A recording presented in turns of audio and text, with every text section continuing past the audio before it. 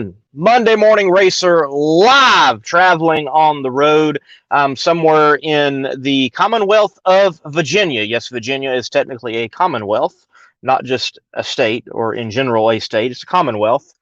And hey, who knew this? Waffle House has rules. I was going to do the show from a Waffle House, have a cup of coffee, an all-star special. What else do you get at Waffle House? You're supposed to get the all-star special. I like mine, bacon, sometimes sausage, pecans in the waffle, eggs scrambled, hash browns with ketchup and mustard, along with onions in that order.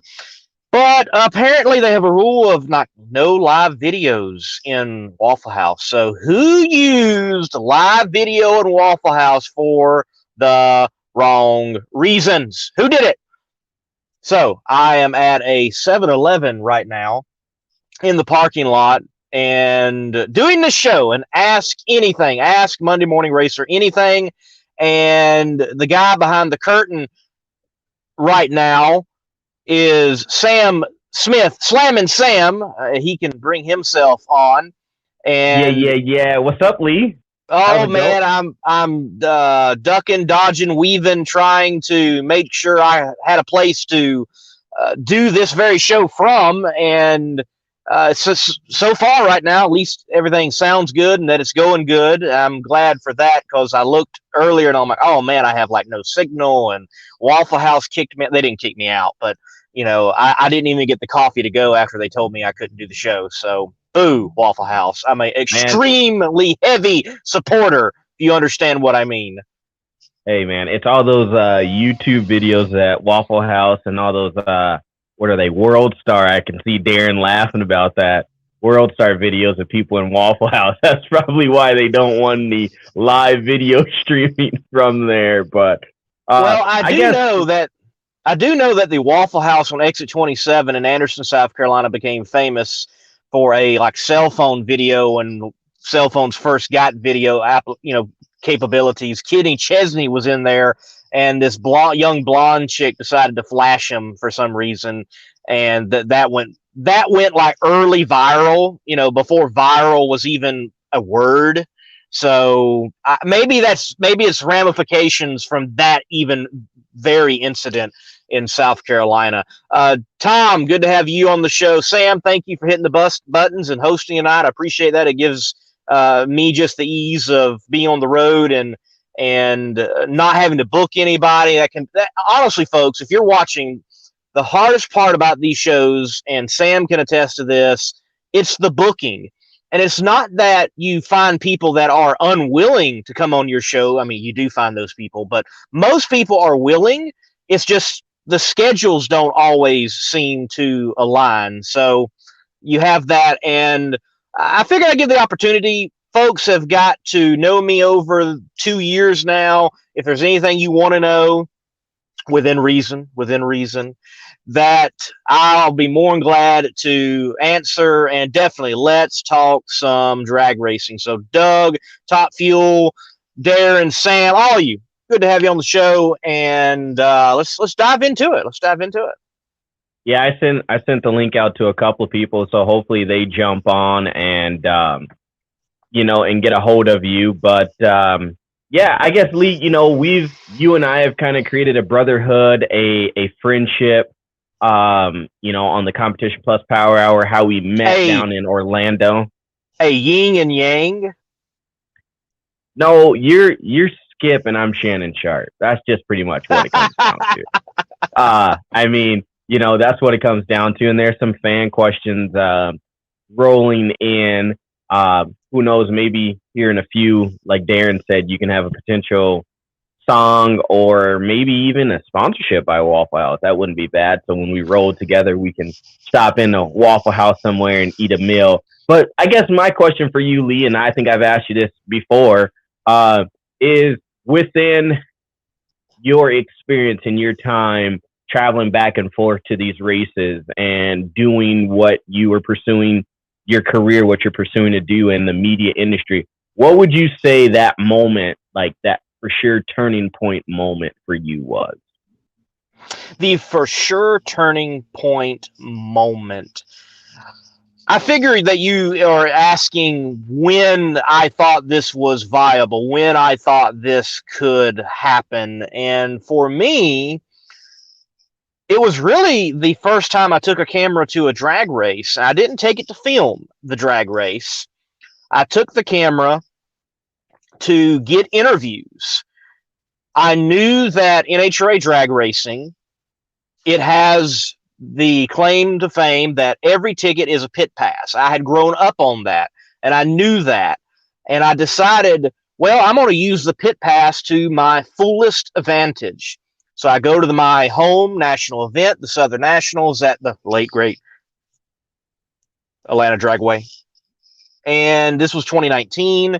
I take a camera that I use for my steals even today. I took a tripod, I set it up, and I was able to interview.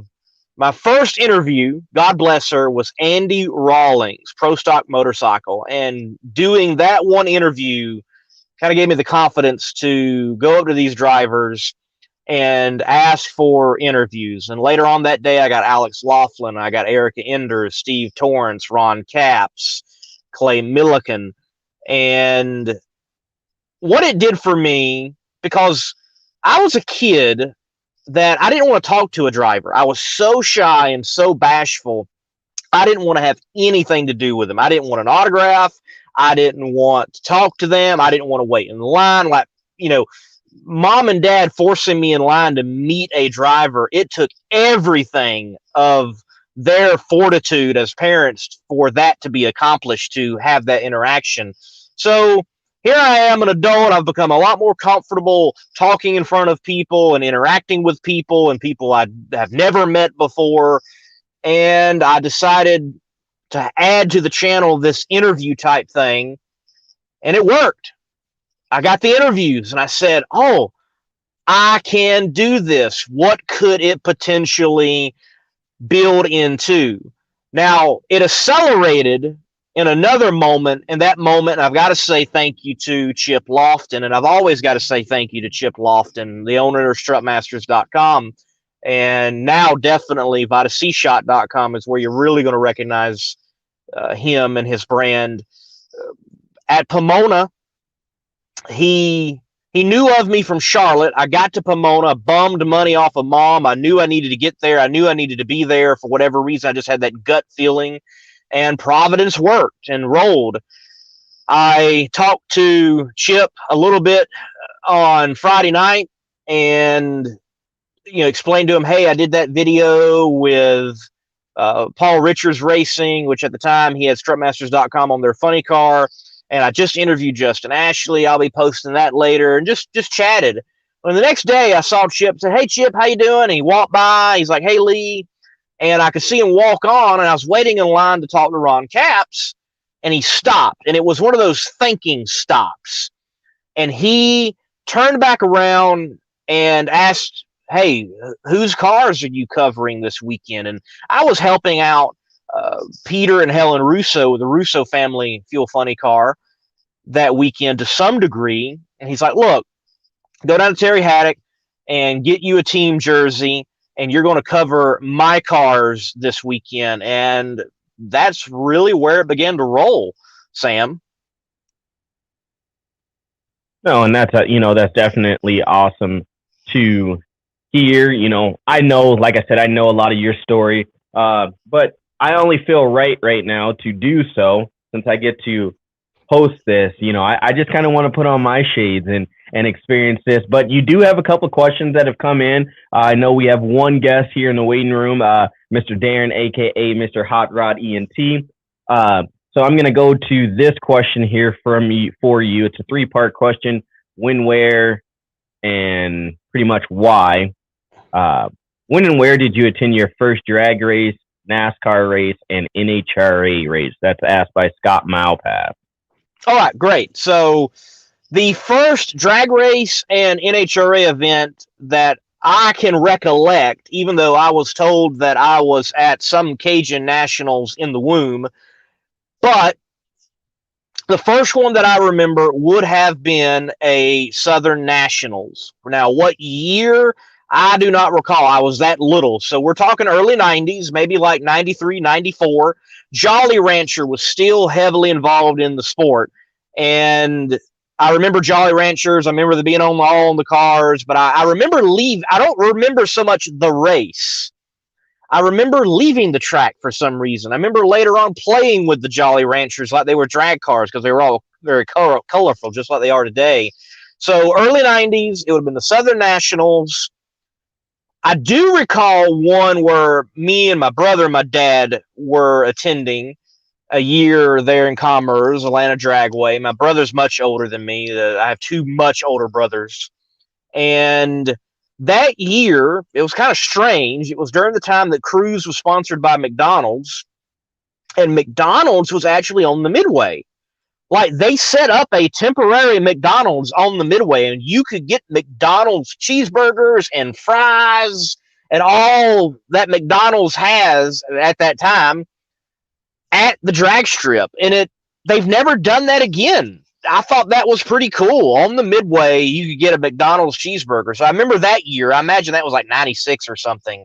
But yeah, first drag race would have been an NHRA event, and it would have been in the early 90s, Atlanta Dragway, Commerce, Georgia, and NASCAR race. So the first NASCAR race that I attended in person that I can recall, that I remember, is a well-known one. It's a famous one. It is the Winston Select Charlotte Motor Speedway. I think it's 95, the year that Dale Earnhardt was driving the silver painted car, and he got into Darrell Waltrip and broke Darrell Waltrip's leg. It was that year. That's my first NASCAR race that I ever got to see and attend in person. I didn't get to see that much. I was so little, and everybody would stand up when they dropped the green flag or at the moment of a caution. I didn't get to see all the action, but I remember being there, and I'm a Bill Elliott fan. He was running the number 94 McDonald's car at the time, so I had this like football jersey, oddly enough, red football jersey with the McDonald's on it all over, and number 94, rooting for my driver, Bill Elliott. But yeah, the Winston Select would have been my first NASCAR race. First NHRA event and drag race would have been the NHRA Southern Nationals. Cool. So I'm going to keep the one more question going on. This is a quick answer for you here, Lee. Are you going to be at Maple Grove? And I think by the background, by the scenery, I think we can all answer that one. Yes, that's why we're doing this actual different style tonight, because I didn't want to bother trying to book anybody. Everybody's traveling. I'm traveling. I am in a parking lot of a 7-Eleven with almost every light on in my car, hoping that I don't drain the battery to the point that it will not crank, so I can keep rolling on down the road. Hopefully 2 more hours of traveling. I'll stop, get a motel, and ride into Maple Grove tomorrow morning. Well, I would say, Lee, maybe, halfway through here, start the car. That way we know. Right. It looks like a couple of people might be here. I'm not going to show my face. I'll kind of just do the background stuff. But, Lee, without further ado, I think we can bring on another guest, another friend, someone who is in the studio. Hey, Sam, before you do, bring yourself back on real quick. Oh, gosh. What's up? Oh, look at that. He doesn't even have the hat on. Oh. I took the hat off and the shades off, man. I know. It's a radical transformation. If I do it, like, nobody knows who I am. It's amazing. Hey, Lee, you like that sweet new I'm going to call it office art that I have since my main, that's from the first voyage of the IMCA racing there. Awesome, man. Awesome. I like it. Yeah, you had an interesting weekend. Look, before bringing on anybody else, I definitely want you to take the time, take the full screen too. This isn't just about me tonight. I want everybody to learn of everyone's channels and what they're doing and following them. So go full screen, tell everybody who you are and where they can follow you, man, and what you're doing. Thanks, Lee. I appreciate it. What's up, everybody? I am Slammin' Sam. I am Lee's better half from the Competition Plus Power Hour. I have a Instagram and a Facebook page called Slammin' Sam, or actually just a Facebook page called Slammin' Sam, where you can find out the random different things I do, like my 18-lap IMCA hobby stock journey that I had last weekend since I was not at the U.S. Nationals. But also, I am the owner of Outlaw Performance ENT, where you can check me on YouTube, Facebook, Instagram, pretty much every social media. Please go over to YouTube, like and subscribe. A lot of different content, just like what Lee's doing. So I appreciate my brother from another mother, my friend, how Lee and I met bumping elbows at the inaugural World Door Slammer Nationals. Thanks to Wes Buck and the crew. But yes, we've been on this journey now for 2 years, and it's been fun. So thanks, Lee, for that moment to mess up your show just a little bit more.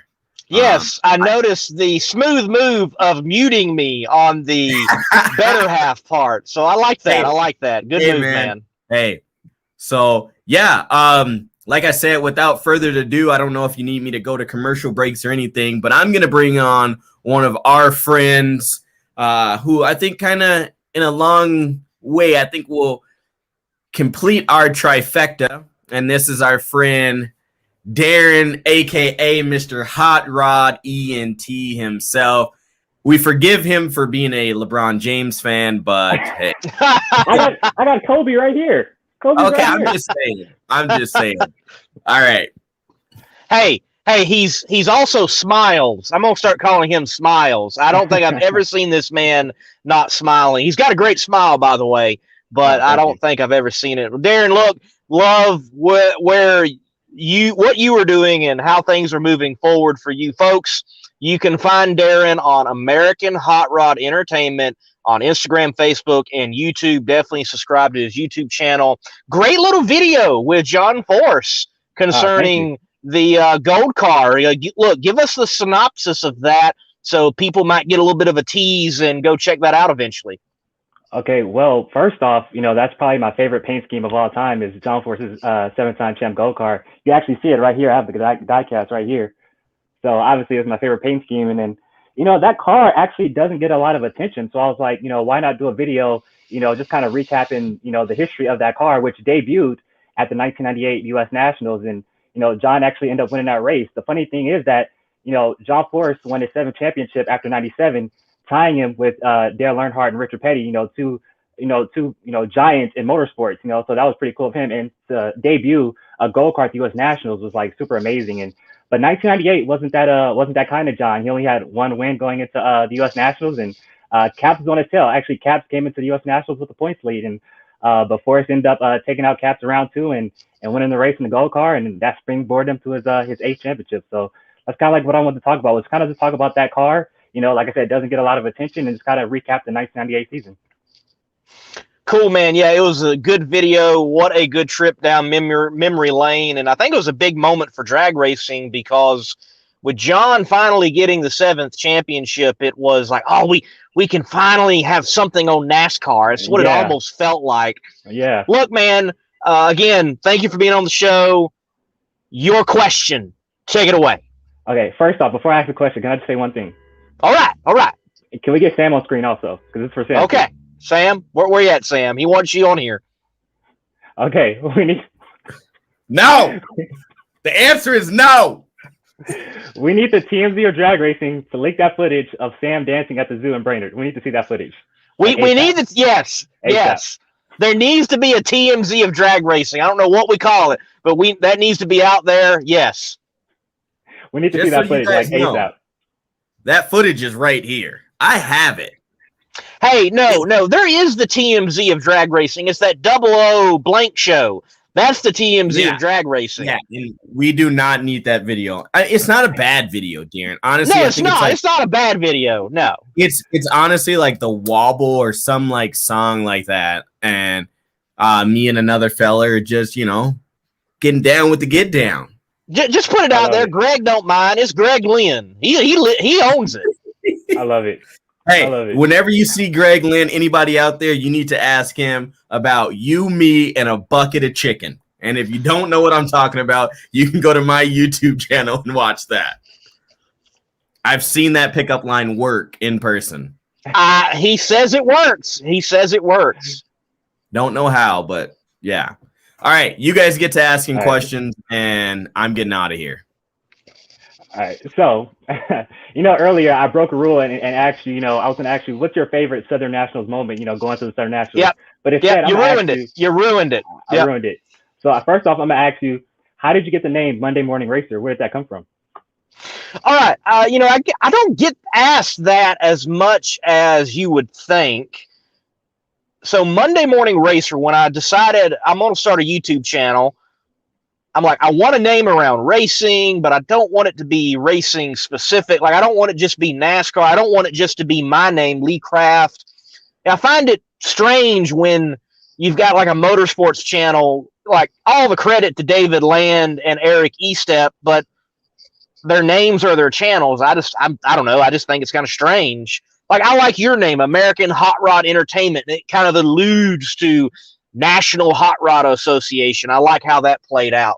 But for me, when the channel first started, I was going to be doing a lot of videos, or I thought I was going to be doing a lot of videos. I need to do some more videos in this vein of motorsports commentary.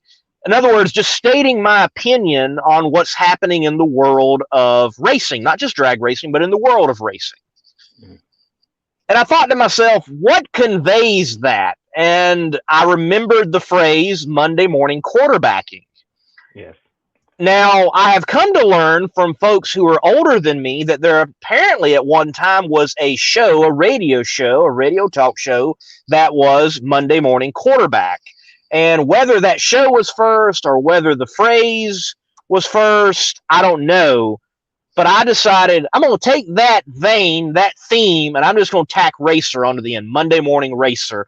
And it, to me, is so different than anybody else out there. And it really worked out well because I can condense it to MMR, which I don't think, far as like acronym is often that used, or abbreviating is often that used. There is a MMR far as like MM Racing. There's actually a racing team out there that's MMR.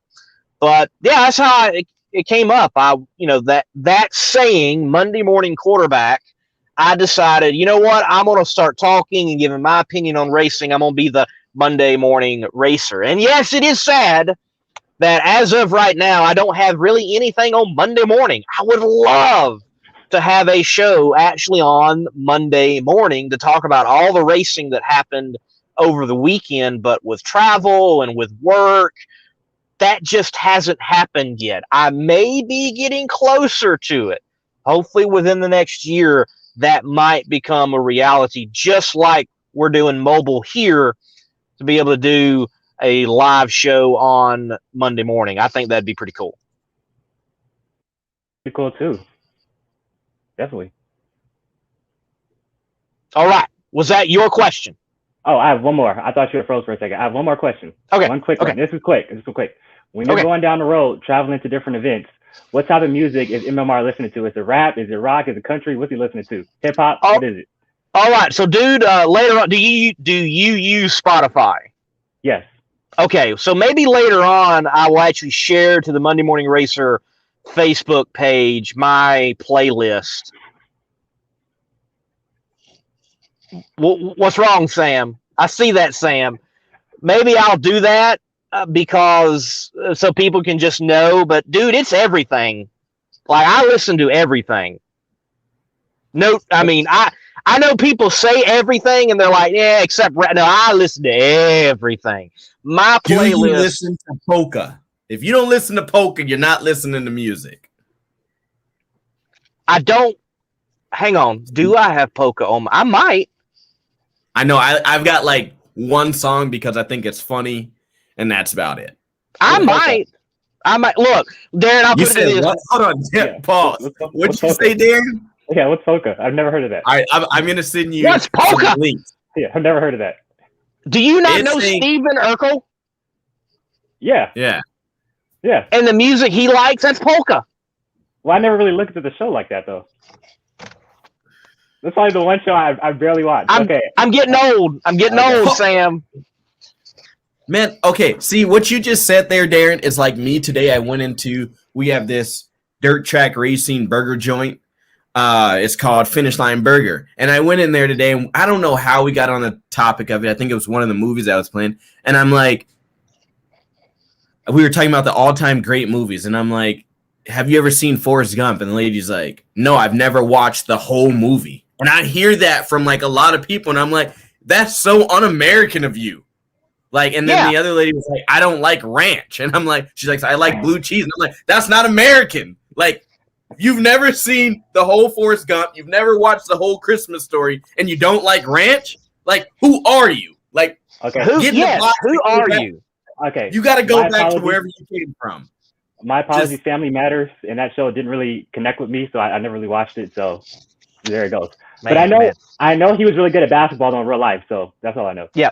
To answer your question, Darren, to sum it up, a buddy of mine explained it to me this way because he was just so shocked. Like, dude, I have a playlist and I thought it was out there, but yours.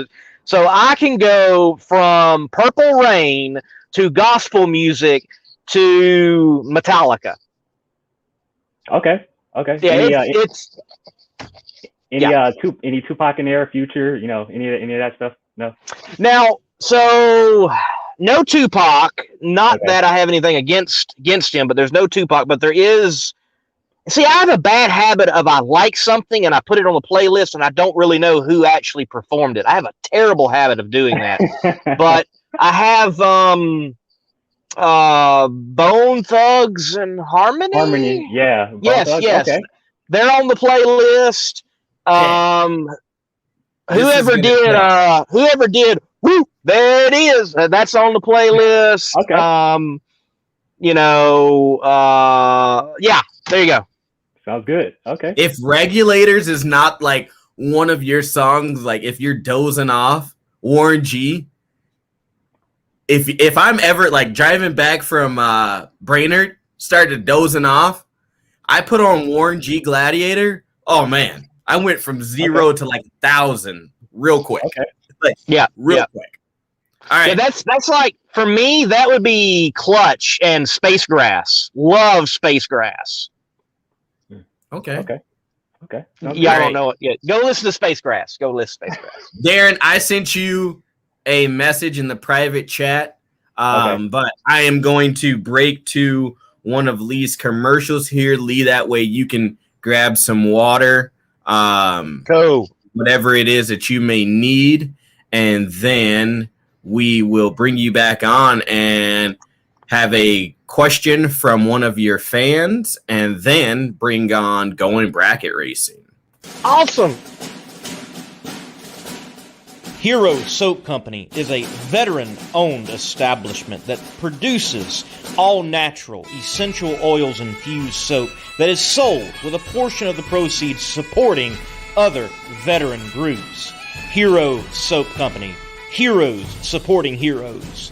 Be a hero yourself and buy a bar and let freedom clean.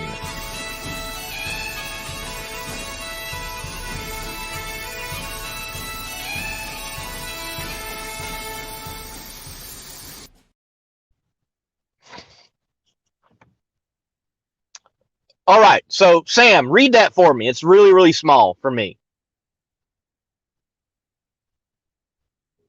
Uh-oh, he might have left. I will try to. Okay. No, here we go. It says, MMR, in your opinion, what is the path for someone to go big in NHRA? Is the first question. Second question is crushing divisionals. And then it says, backdoor relationship with existing teams, wondering where new crop will come from.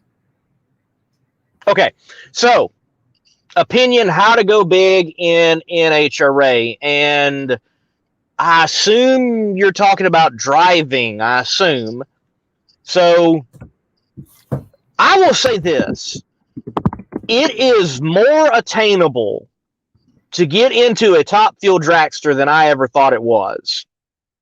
Yes, it takes money, but when you look at it that way and you're like, hey, it does take money, it really, I think, removes some barriers. That's not to say I'm announcing anytime I'm driving a top fuel dragster, because I don't have the money yet.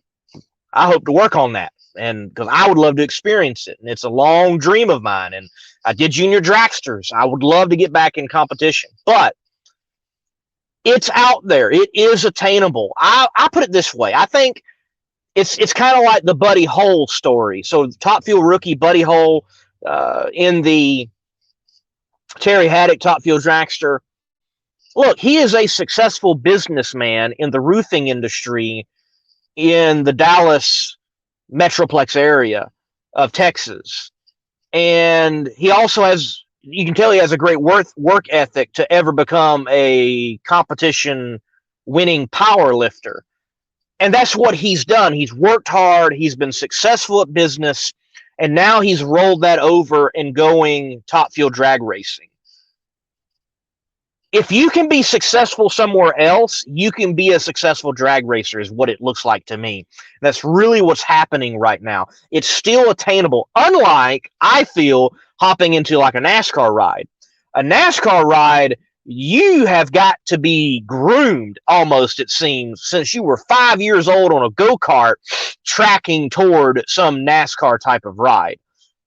If you have been successful somewhere else, though, you can buy a ride in NHRA Top Fuel. Not just Top Fuel, but Pro Stock really too, with like Elite Motorsports, a KB Racing. It's very similar. And you may say, well, what about on talent, or what about on buying a ride? Like, are you really the most talented driver? Most of these drivers in drag racing right now, you start crunching the numbers. There's very few that are professional drivers that they are being paid to race. Most of them are bringing money to the table. So I would say it is out there, and the quickest way to getting out there is be successful somewhere else in business. Honestly, that's what it looks like to me. Are there different avenues? I think there are. Maybe it's bracket racing, catching the eye of someone. I think that would be the Sean Langdon story, maybe even the J.R. Todd story. But you look at the guys out there that are right now being successful. Torrance, Capco Contractors, that's their business. They're successful in business. That has made them successful in racing. Josh Hart is a successful businessman in the automotive industry and the classics hot rod speed shop industry. He's now a successful drag racer. Look at Bobby Bodie or Bob Bodie. They have a business, RB Plastics. That's their business just outside of Chicago, and they make plastic bags of all things. Very nice plastic bags with your branding and logo, but a successful business person. And I'll roll that over into the issue with Pro Mod. You know, everybody's like, hey, they want Pro Mod to be a pro class. They want Pro Mod to show up to more races. But the Pro Mod racers themselves don't want that, actually. They are tapped out because almost every Pro Mod racer owns a business. There are very few Pro Mod racers that are racing as a business. You're effectively looking at Ricky Smith and Stevie Fast Jackson. That's about it.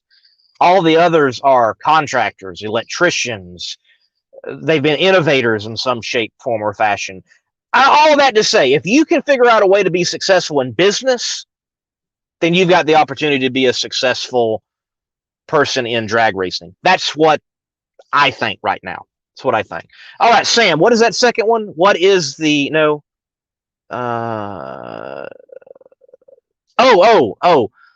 crushing division. Oh, I see what you're saying. Okay. No, honestly, I think it has to do with being successful in business. I think that would answer it, right, Sam? Where are we at? Uh-oh. Well, as I wait for Sam to come on the screen, I'll go ahead and use this opportunity to talk about Maple Grove a little bit. So Maple Grove is very special to me. This hat's actually from the first time that I attended Maple Grove.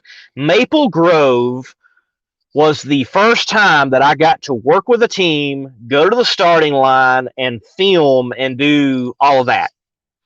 So I'm looking forward to returning for an NHRA national event, obviously working for Foley Lewis Racing. I'm definitely going to help out the team that helped me out so early on. That's the New Englander Funny Car with Paul Weiss and Corey Lee driving. And, oh, by the way, if you're out there and you're watching, you need help with your social media, give me a call. I can help out some other teams, and I think do it a little differently than all the others that are doing it. So looking forward to being back in Maple Grove. I'm definitely looking forward to being back in Maple Grove this very weekend. Sam, are you ready? You ready to bring on Going Bracket Racing? Are you out there?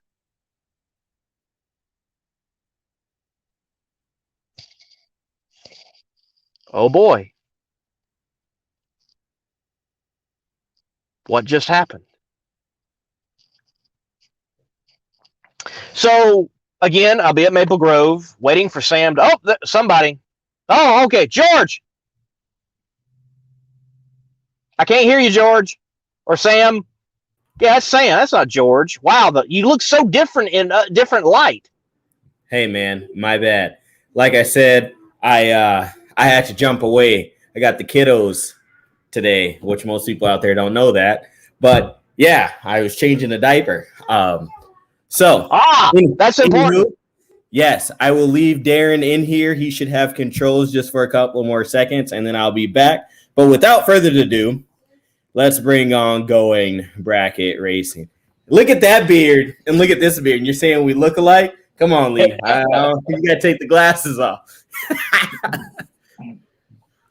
Yeah, me, like me and George over here, we need to do like the bearded drag show or something. We could definitely pull that off. We could definitely pull that off. Say hi to Lee? There he is. I'm in there. Hey, buddy. What's up, man? George, man, good to have you on tonight. Going Bracket Racing. You're the dark half, as Sam is the dark half to me. Talk to me about Going Bracket Racing and your buddy on the show that we couldn't have on tonight. He's doing something like cutting, grass. Yeah, he's got a honeydew list the size of probably the state of Texas right now. And if you know how big Texas is, that's where I'm from. That's a big list. So he's preparing himself to get ready to drag race. He's going bracket racing, I believe, tomorrow, Saturday, and Sunday. So he's got a busy weekend. He didn't get that honeydew list done. Needless to say, he might not have a race car anymore when he got back home. So, no, Going Bracket Racing, guys. If you like the bracket racing side of drag racing, which most people do, especially if you understand it, it's a big math game. It's a big numbers game to most, and a little bit of reaction. Head over to Going Bracket Racing on YouTube, Going Bracket Racing on Facebook, and the same as in Instagram. And give us a follow. We go live every Tuesday around 4 p.m. Central. That'd be 5 p.m. Eastern. We might even have a guest like the Monday Morning Racer on. You never know. I think he's been on our show maybe once or twice, and we look to making it 3 or 4 or 5 times here in the future. So thanks for having me on, man. Yes, I've loved being on y'all's platform, and I hope it continues to grow. I think y'all have had some good guests. And again, I love, I decided long ago that I'm going to talk about everything drag racing. So I might have a bracket racer on every now and then. I'll have an NHRA personality. I'll have the Outlaws from Funny Car Chaos or PDRA people on. But I love how y'all have said, we're going to do bracket racing. And that's very cool. You throw in a little bit every now and then some NHRA stuff, because the NHRA obviously has bracket racing, but you're sticking to your guns, and I like it. So guys, go check out Going Bracket Racing on all of those platforms. Definitely. George, your question, sir. So, Troy Abercrombie, one of good friends of mine. Congratulations on the newborn, by the way, Troy. I don't know if I got a chance to tell you that. Pretty much graced the question that I had for you when he asked, what did you see was the route to getting to the big stage? I myself drive an 89 S10, a bracket race. I know Troy is working on getting his car up and going, and probably going to do some clash racing. So to piggyback off of that a little bit, and I have a couple of questions, so I hope you got a little time. But is it more of a politics game? I myself have a degree in political science. I understand politics quite a bit. Would you say that it is have your own car, show up, be around, pick the right person's brain, don't be scared to pick the business owner's brain? Or what do you think, man? Or is it just more so like what you said at first? I would say, adding to what I did earlier say, which I think plays the biggest role. If you can be successful in business, I think you can be a successful drag racer too. It seems like there is a correlation because honestly, as I begin figuring that out, I'm like, I mean, look, these drivers in drag racing aren't really getting paid a lot. They're not. Like you look at NASCAR, F1, IndyCar, like it's miles, it seems like, the pay gap. And one of the issues is, well, because they're bringing money for their ride is what seems like is happening or going on. Or like even Doug Foley, he's a successful contractor in Mooresville. You know, he put some of his own ching into the game, and he's got a business partner in Tim Lewis who has been successful for decades, and he puts his money into it. And therefore that relates to, if you want to get involved in drag racing as a partner on a car, it can be a bit less because there's already been personal investment into that Top Fuel ride. So it's just a really different financial world out there than many of the other motorsports. To what you're asking, though, it does seem to be a who you know type of game. And honestly, George, I would say I don't think that's anywhere different in any other sector of life, because look, so I have history in the ministry, 6 years pastoring a small church and many more years in other roles and positions. And you definitely got certain positions because this certain person knew this person who went to that particular Bible college. And that's just how it worked. Okay. And it's the same. This is anywhere in life. It just is. And it's no different in drag racing. I love what Jake O'Patterney did. And I had him on the show. He earned his Top Fuel license. He's like, hey, how do I get involved? How do I get to the point where I'm driving one of these things? And he happened to ask a crew that was open to answering those questions by going around and asking that question. And it happened to be the TJ Zizzo crew. So he found the right gang to go hang out with, work with, learn the trade, and eventually step into a ride such as Del Worsham's Top Fuel Dragster and earn his license. So yeah, it's getting to know the right people. And there are open doors out there. And I'm a testament to that. The key, I think, is you got to get to the track. Like, look, George, I mean, I'm not racing right now, but I have definitely advanced in the media side of things. And hopefully one day I've kind of got the Whit Bazemore story, just not the hatred of the fans, but the Bazemore story of, you know, going from media to driving. And dear Lord, I hope I don't have the early funny car career he had. The man was on fire all the time. That's right. But what I noticed is you got to be there. Like, if I didn't go to Pomona, even though I had to bum the money from my mom, I don't think I'd be doing this show right now. If I didn't take my camera to the track. And a lot of this is gumption. It's just sucking it up and sacrificing. I mean, George, there were nights I slept in my car to go to a national event for one day and then drive to another race and film that entire race. And I had enough money to get a pack of bologna and a loaf of bread and some mayonnaise and cheese. And that was it. And that's what it took. That's what it took for me. Right. Made it work. So, yes, successful in business, and just talk it up and find that right person, because there are people out there willing to help. I found that. I have experienced that. So many others have experienced that. They are out there. Do you find those who aren't willing to talk to you? Oh, sure. I have found those, and I found those even in the media world and to the media people. But you got to be there. You got to be yakking it up. You know, figure out what bar they're going to. Figure out what restaurant they're going to. And you get there and you look, you scope the place out. You know, like, I'm going to give you an extra $5, waitress. Sit me right next to them. Right next to them, okay? Like, can you scooch the table over a little bit more? You know, yeah, that's what you got to do. Right. So you successfully answered my question inside of Troy's question as well. I've kind of always wondered, like I said, having a political science background makes it a little easier. If you hear a kid going pretty bananas in the background, my 2-year-old is cutting loose right now, so my wife's probably got her hands full. But I'm going to go to this question. It's quite controversial on the Going Bracket Racing YouTube channel, as when we do go to NHRA talk.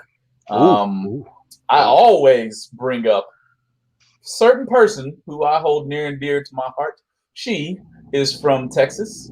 She may not be alive. I'm not for sure yet. I think she might be a zombie or the vampire. The pulse is just not quite there, right? Because in the moment that it requires most, she's 00, she's 001. She's very well low when it comes to cutting the reaction time, and then she bangs the gears to perfection. Is Erica Enders going to write her name as the GOAT of pro stock drag racing? Because my answer, Sam, you got to hit unmute. Hit unmute. I want to hear it too. Hey, is she going to become the GOAT? Because I'm already there. And Sam, somebody already threw shade at LeBron James, and I don't like that too much either. So I'm going to throw that out there real fast too. Okay? Because who's not the GOAT? We all know LeBron James is not the GOAT. No. Sorry. I have to disagree. We can have that conversation later. I disagree fully. Yeah, that's another show. That's another show. Yeah, that's another show. Okay. Since I've heard Lee's standpoint, I've heard Lee go a little crazy on Wait. George has a different question and statement, all right? Wes Buck's statement was outlandish, okay? It was outlandish. But what George is asking is not outlandish. It is based in some sobriety, okay? Time out. I might have put a little bit of clouds over it for my stance. Erica Enders is the GOAT. I'm sorry. I agree 100% with Wes Buck on this, that Erica Enders is the greatest pro stock car driver to grace the sport. If she is that's not what he said. That's okay. Okay. No. We gotta have this argument. Skip. Let's go. Now skip. Skip. George. Come on. It's fourth quarter. Ball's on the line. I'm taking Erica Enders for the shot. Right now. She's hot. I give it to you. She's hot. Mm-hmm. But yes, pro stock, yes. But in Lee's defense, when Wes said that, he said she is the best female motorsport, period. So I give you that. Yes, they're hands down. I'm betting on red. I'm sorry. There's some great competitors in that class. Hands down, yes, I'm giving it to Erica. So I have to agree with you. But if you're gonna say she's the GOAT female, I can't Not yet. Yes. Look, it's going to happen. It's going to be there. Pro stock. You got. I am not there yet in pro stock to say she is the GOAT. But come on, Darren, get that. Okay. But doggone it, she will be. She will be. I don't disagree that she will be, but as far as right now, I'm a little biased. You Johnson is my guy. I just got to say it. You know, all time. See, I'm still like Bob. Warren Johnson. Bob. But here we go. Let me just say this real quick. If we're talking final round, final race of the season, championship on the line, I'm going with Erica because she knows how to get down, and she always rises to the occasion. You saw 2014, Erica Enders, Jason Line, championship on the line. What'd she do? Well, Jason Line red lit, but to come through clutch like that. I mean, Erica, she's bad to the bone. There was one time Jason Line didn't red light though. Wasn't he like low 00 and she was trip zip? Maybe so, but I'm talking Pomona about the race before Pomona for the big. That was before Vegas. Don't quote me on that, but I'm pretty sure it was before Vegas a few years ago. Huge and he was it was dumb because everybody's like, okay, here it goes, and then he cut a great light, and everybody was like, okay, what's going on? It just comes down to this is the point. We all can honestly agree. She's gonna be there. She's there, but it's just like I said with Go James. You know what I'm saying? The man's good. He's good. Skip, you can't agree. He's good. He's like peanut butter. Hold on, Sam. I got something for you. I'll be right back. I got something for you, Sam. Hold on, I'll be right back. Oh no, we're gonna have to remove Darren. Anyway, but we're gonna have to remove him. You're gonna have to. But I'm just saying. I don't want to take anything away from her, but at the same time, I don't want to give a name at this moment. Does that make sense? Like she's in the category. Yep, and I can accept that too. It's more so. It's a personal preference. Like, Yes. I don't like people that get names before they've done, what they're supposed to do. Yes. Right, Yes. right. Erica, when Look, you it's go like back and me. watch- you It's gotta like me. I like to only listen to dead preachers because their ministries have been proven. You know what I mean? Erica, when you go back and listen, you the GOAT. Okay. I mean, you know what? Hey, you sucking up now. You sucking up. That's what it is. All right. Hey, I'm going to throw this in here since we're all in here. And I think this is a great question for us all from Troy. I'm going to bring Darren back on, but oh, no, we got to remove him. See, I'll be back. No. I denounced my love for the Lakers this year. He did live on Competition Plus Power Hour. Yes, I'm not a Lakers fan as of this year because they're buying a team. So, guys, Erica Enders is the best pro stock driver out there right now. And look, just add 2 more championships and however many handful of races she's going to win, she's the GOAT of pro stock. Is that simple?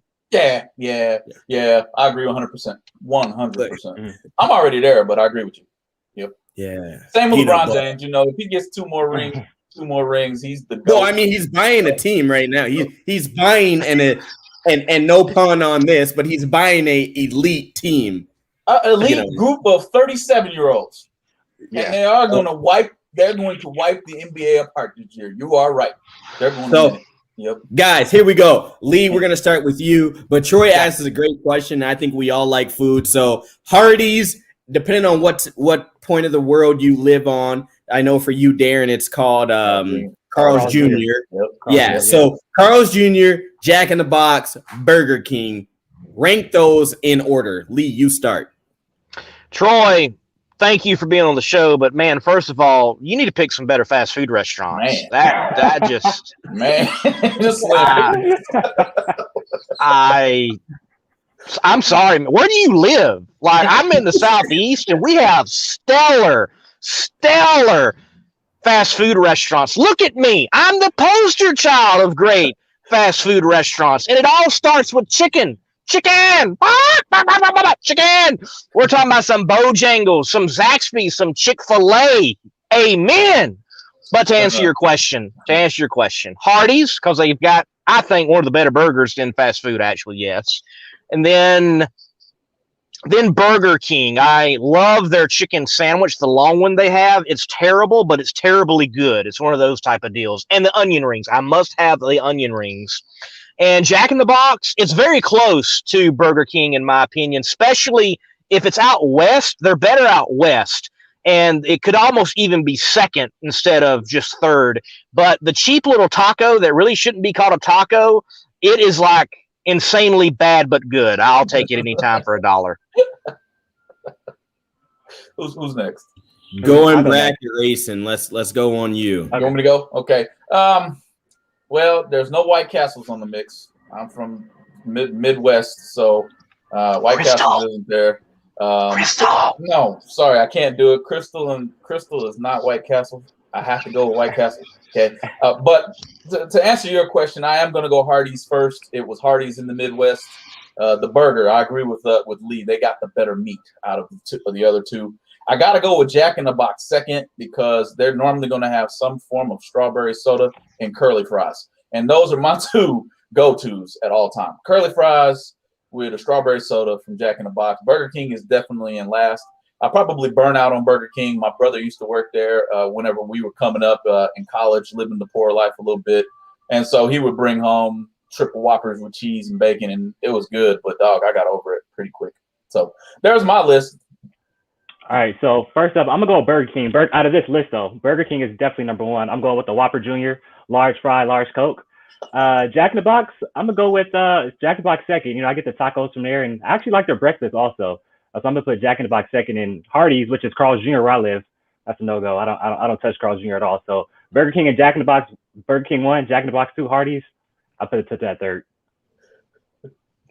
Sam, do they even have fast food up there in Minot, wherever you're at?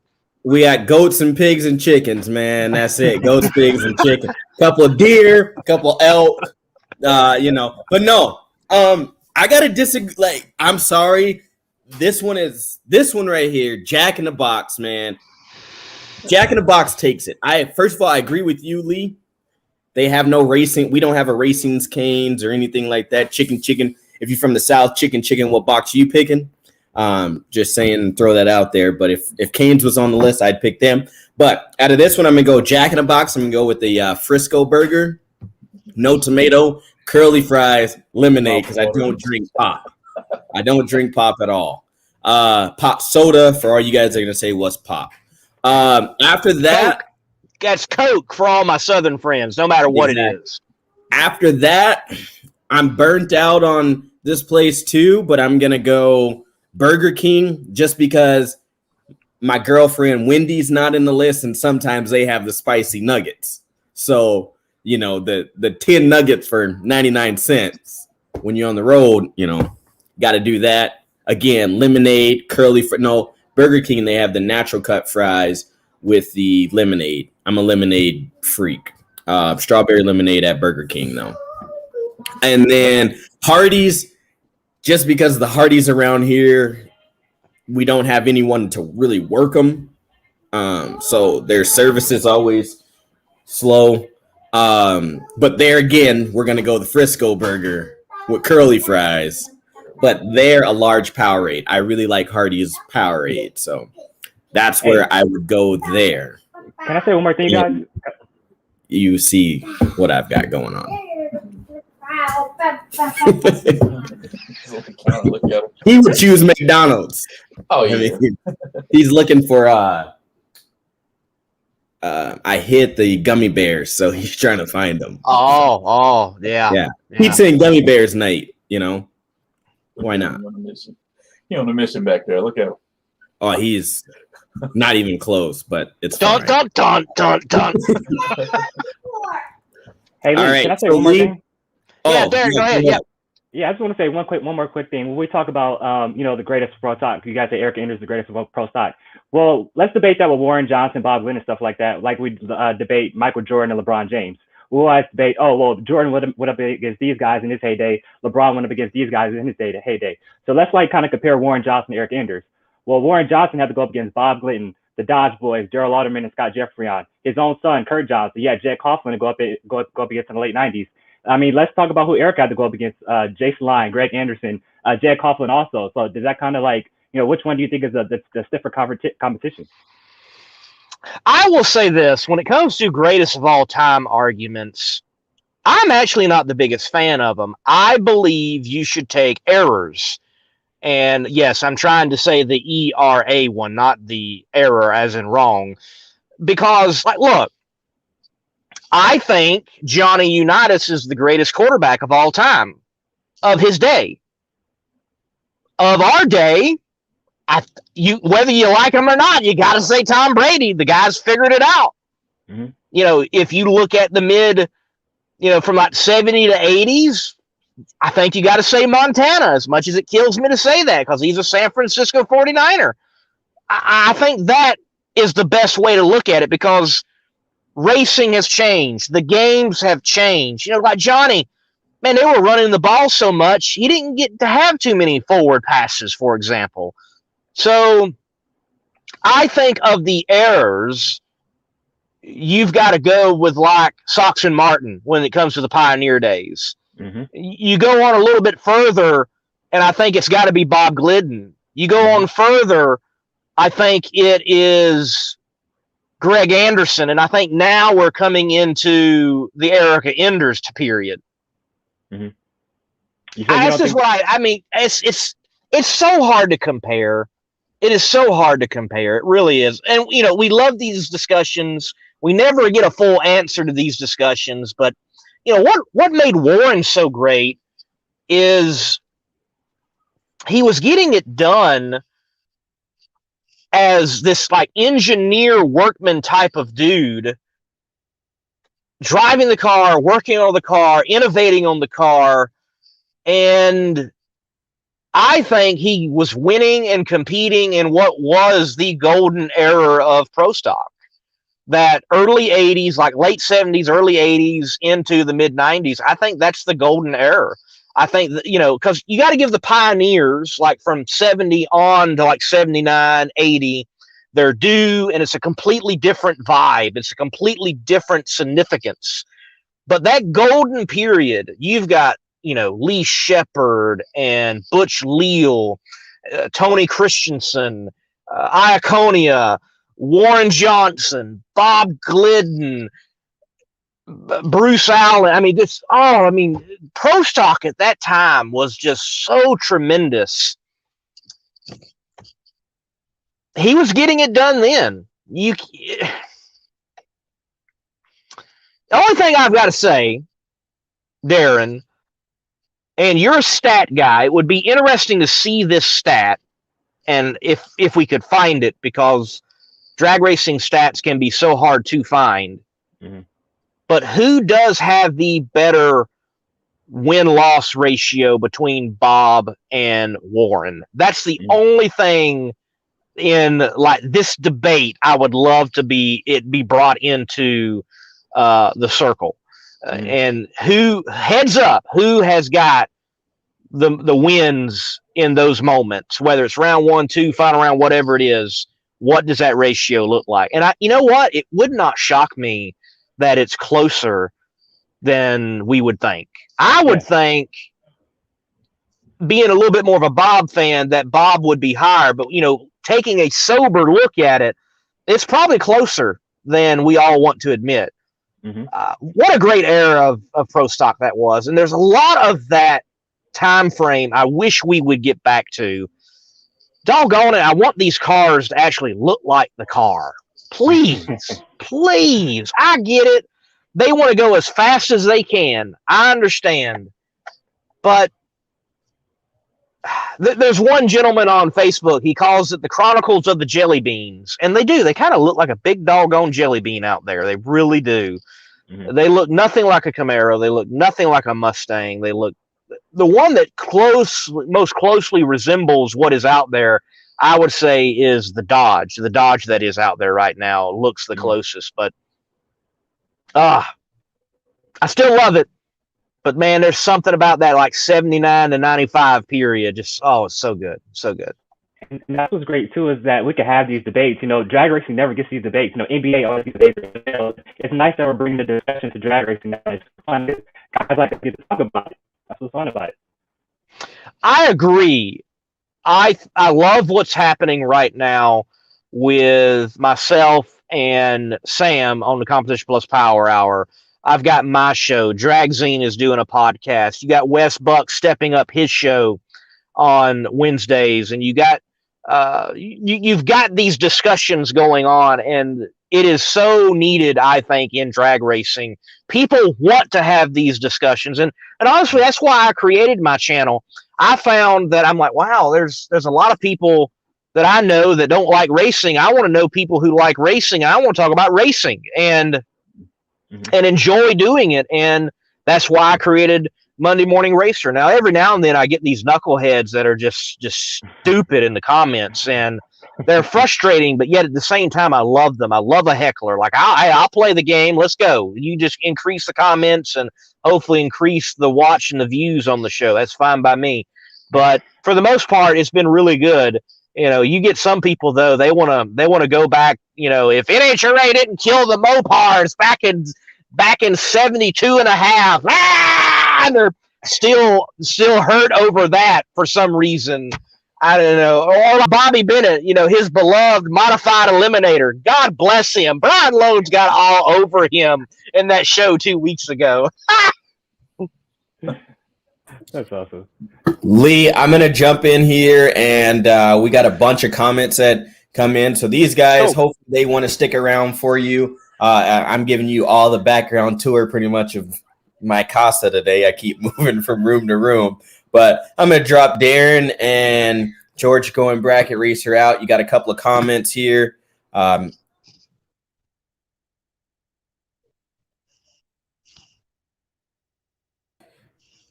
here we go. All right. You should still be able to hear me. I can hear you. Here we go. A couple of questions for you. Going to ramble through these. What is the best YouTube channel for drag racing talk right now? You're on it. No, no. I feel like I have a different flavor, especially Thursday nights. My Between the Slick show, what we're on, this one is different, and I want it every now and then to be different. But my show is a wide range of drag racing. It is currently, right now, from what I understand, this is going to be the only show you're going to find Southeast Gassers Association drivers and promoter Quayne Stott on. They have all been on. The champions were on last year. Winners were on last year. You will find those guys right here. I'm the only show that is getting Funny Car Chaos guys, promoter and winners on. That happens right here.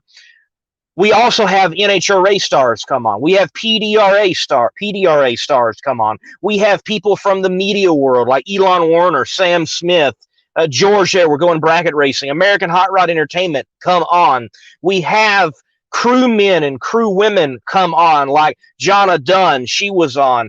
So it is a wide range on my show. I love all the different flavors out there right now. And to say the best, I know I'm biased. I really like what me and Sam have got going on Tuesday nights.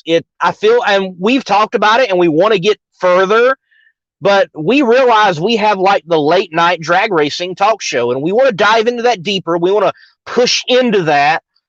But I like what we're doing there. I really like what we're doing there. We're going 2 hours. I don't think 2 hours is too much. It's not too little. We've had a decent range of guests, and we've got some opinion. We've got some expert people coming in.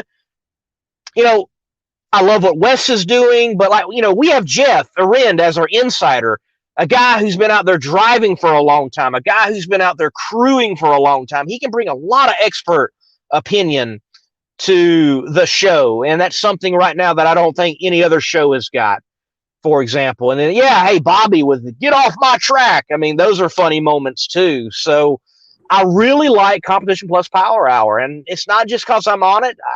Well, maybe to some extent, but I like what we got going on there with Sam and myself. So Tuesday night, Competition Plus. Thursday night, right here, Monday Morning Racer Between the Slicks.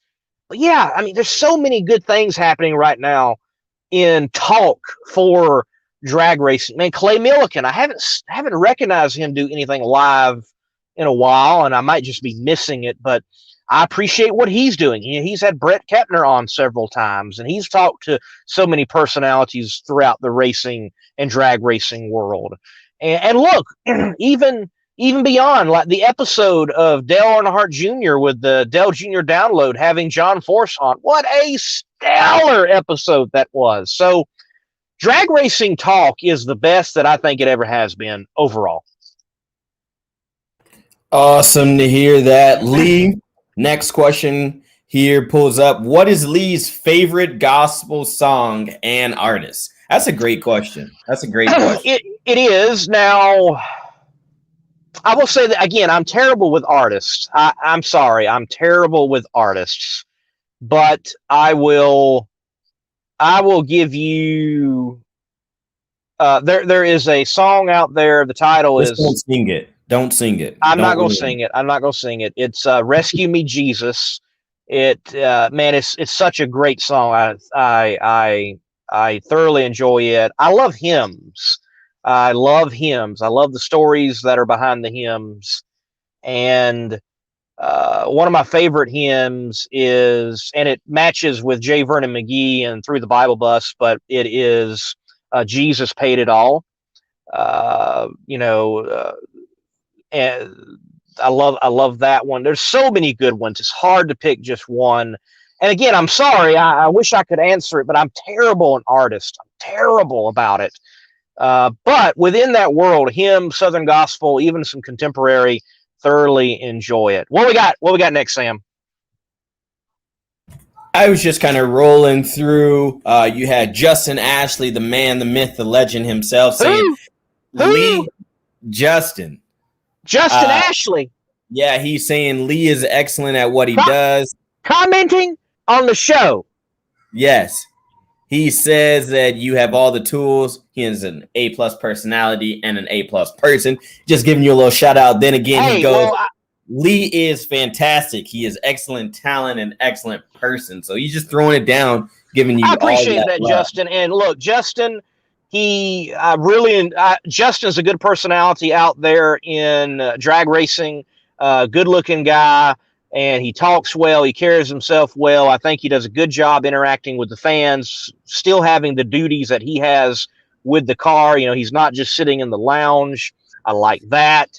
And look, they're going to break through this year. It should have already happened. They're going to break through this year and win again with that Davis Motorsports, Justin Ashley Racing, Smart Sanitizer, Strutmasters.com, Top Fuel Dragster. They're going to break through. Then you got people right here. Justin, I can't say enough good things about him. You know, his pit, his family, his crew, everything. And the man is just hardworking. He's due for a big win soon, and I think it's going to come up. Definitely. Maple Grove, to me, is bigger than Indy, probably because it's the only national event I get to attend, and that's Top Fuel 173. Just giving his opinion. Hey, that is understandable. I understand that. You know, I may never have the opportunity, especially at Atlanta Dragway in Commerce, but winning your home race or having something done at your own home race, it's just as important as the biggest race. And, you know, for me, like, I'm probably a bit biased. NASCAR, to me, Darlington's way more important than Daytona. It's in my home state of South Carolina, and there's so much history behind it, for example. But no, that's understandable. I get that.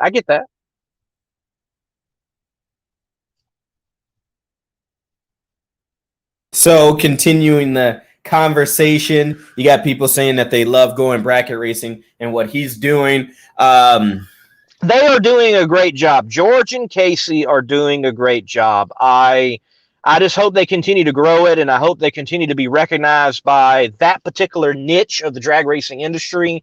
And, you know, we try. I reached out to Doug Foley Jr. when he won that big $300,000, and I didn't get a response. It's nothing against Doug Foley Jr. I mean, maybe I'll see him at the track this weekend, and I can pester him and get him on my show and George and Casey's show. You know, maybe.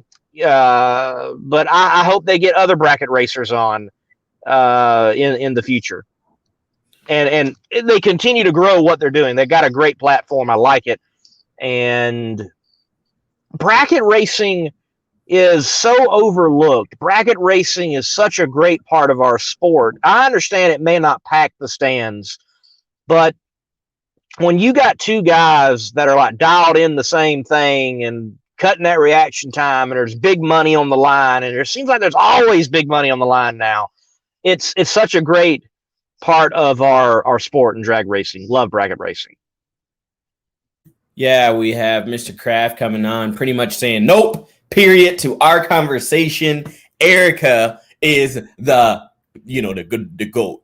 She's the GOAT. She's the GOAT. Well, I'm glad that your comment, which is wrong, is solidified in the show right now and it's on screen. And look, she will be. And I will say this. I have said this. She will be the greatest female racer of all time. I have frankly said it. Just let the queen, let Shirley die first. Let's just let her die first. I'm trying to say that as respectfully as I can, and then the mantle will pass on. Just wait. Yep. So, I mean, for in the comments right now, Lee, you know, you got a bunch of people talking about, you know, your examples of 1979 through 80s were the great, the next generation of NASCAR, things that you had brought up. Top Fuel 173. I think that this is pretty funny. I said it 1,000 times. If an asteroid hits the Earth, it's the NHRA's fault. Like, man. I don't know. He's talking about something. I don't know where that's coming from. I think that's pretty hilarious, though. So I see Top Fuel and it's 73, yes, 173. I see him commenting regularly, and he's commented on my channel for a while now. Man, he is right. Like, everybody wants to blame the NHRA. Does the NHRA get it right every time? No. Does the NHRA get it wrong every time? No. Wow. And just like any move that is made, it's the NHRA's fault. Anything that happens, NHRA. No, it's not always the NHRA people. Bobby brought up a great example. The move with Pro Stock from Bristol to Charlotte. And everybody was up in arms about it. I remember seeing people in the comments, NHRA, you suck. Ah!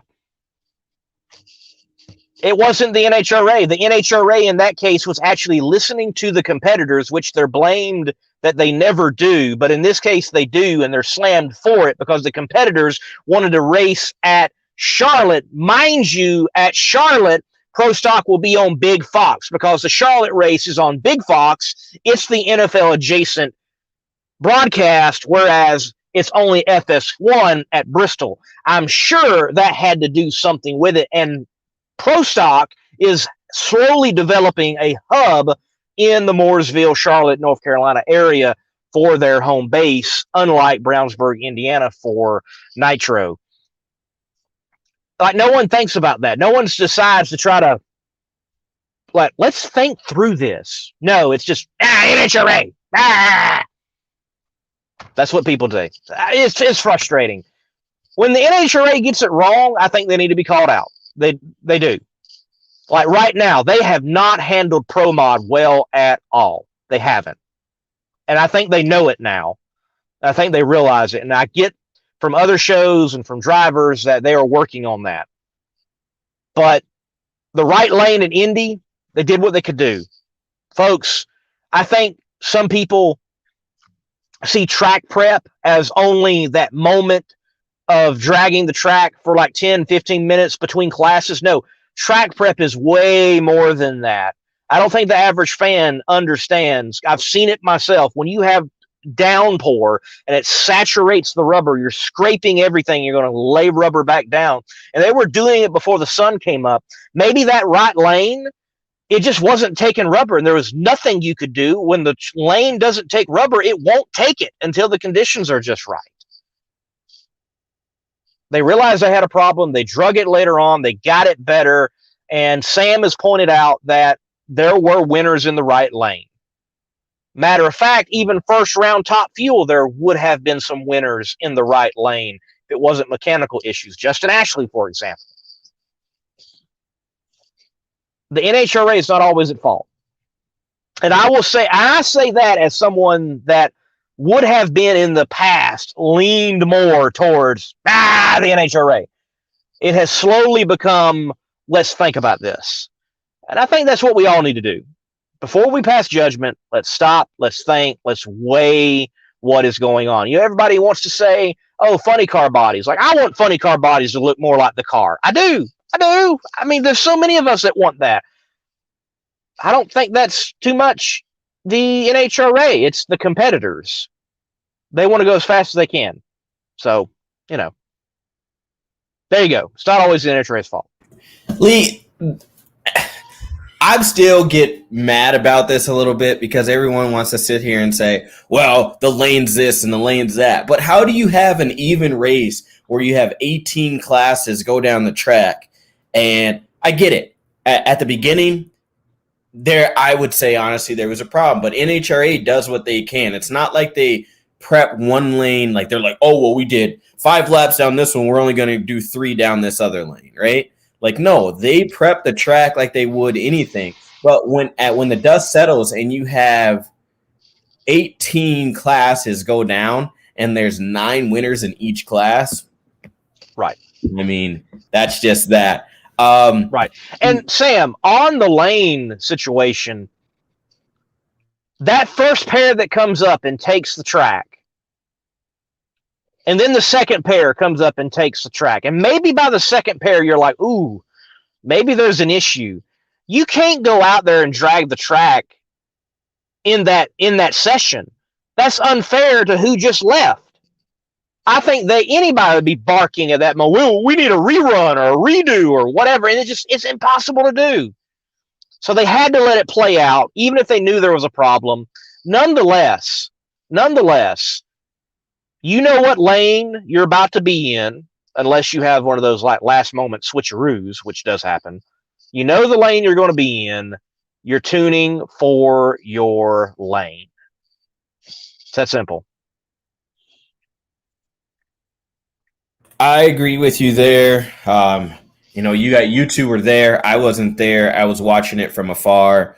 But I mean, at this point, there's nothing you can do. We can, I've looked at WFO Joe Costella's stuff, what he's got going on, and people are just screaming. I'm not going to say the word, but they're screaming in the comments and stuff. And I almost texted him today and was like, dude, like, you're taking the brunt of it, and you had nothing to do with these lanes. But I mean, at the end of it, it's racing, right? Like, right. I have an interview up from Steve Torrence, and he pretty much says it, man.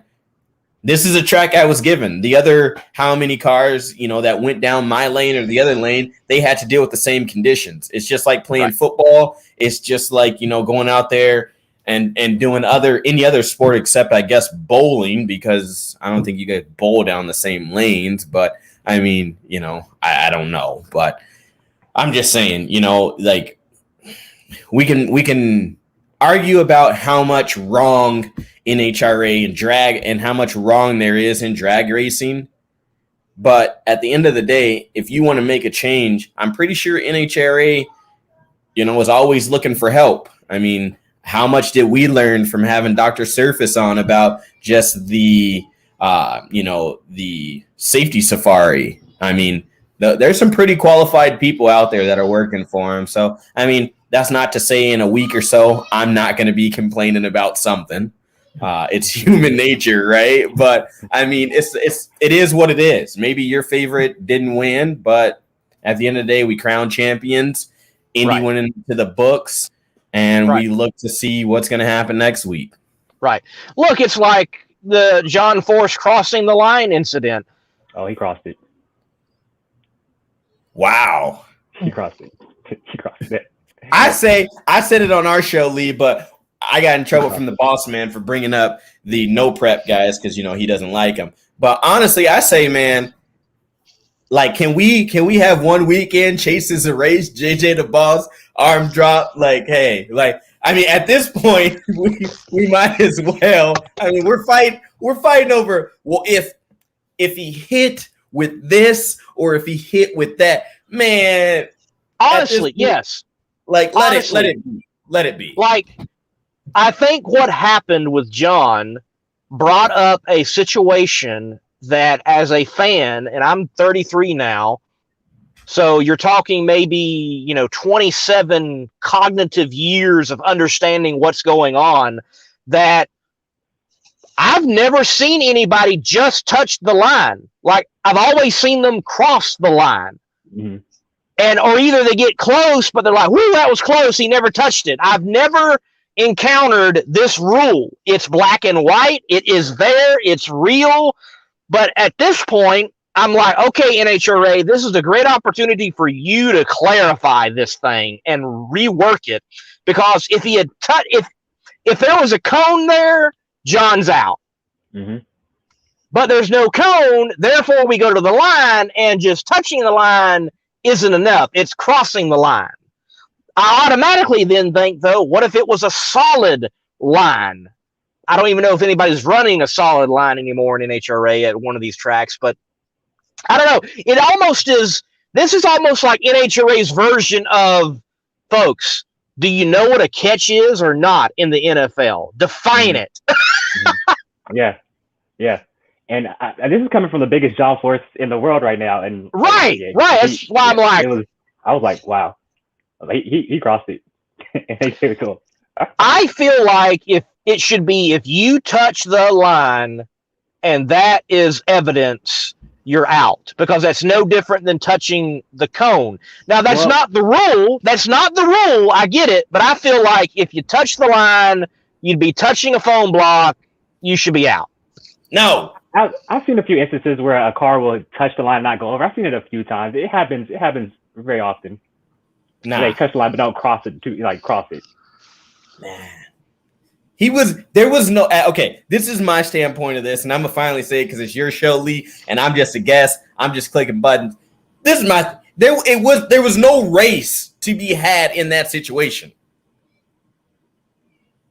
John was already out.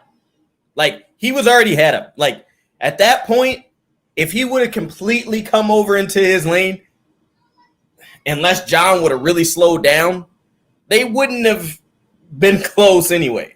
And this is just from the broadcast that I've seen and the pictures. My stance, you got to come all the way over.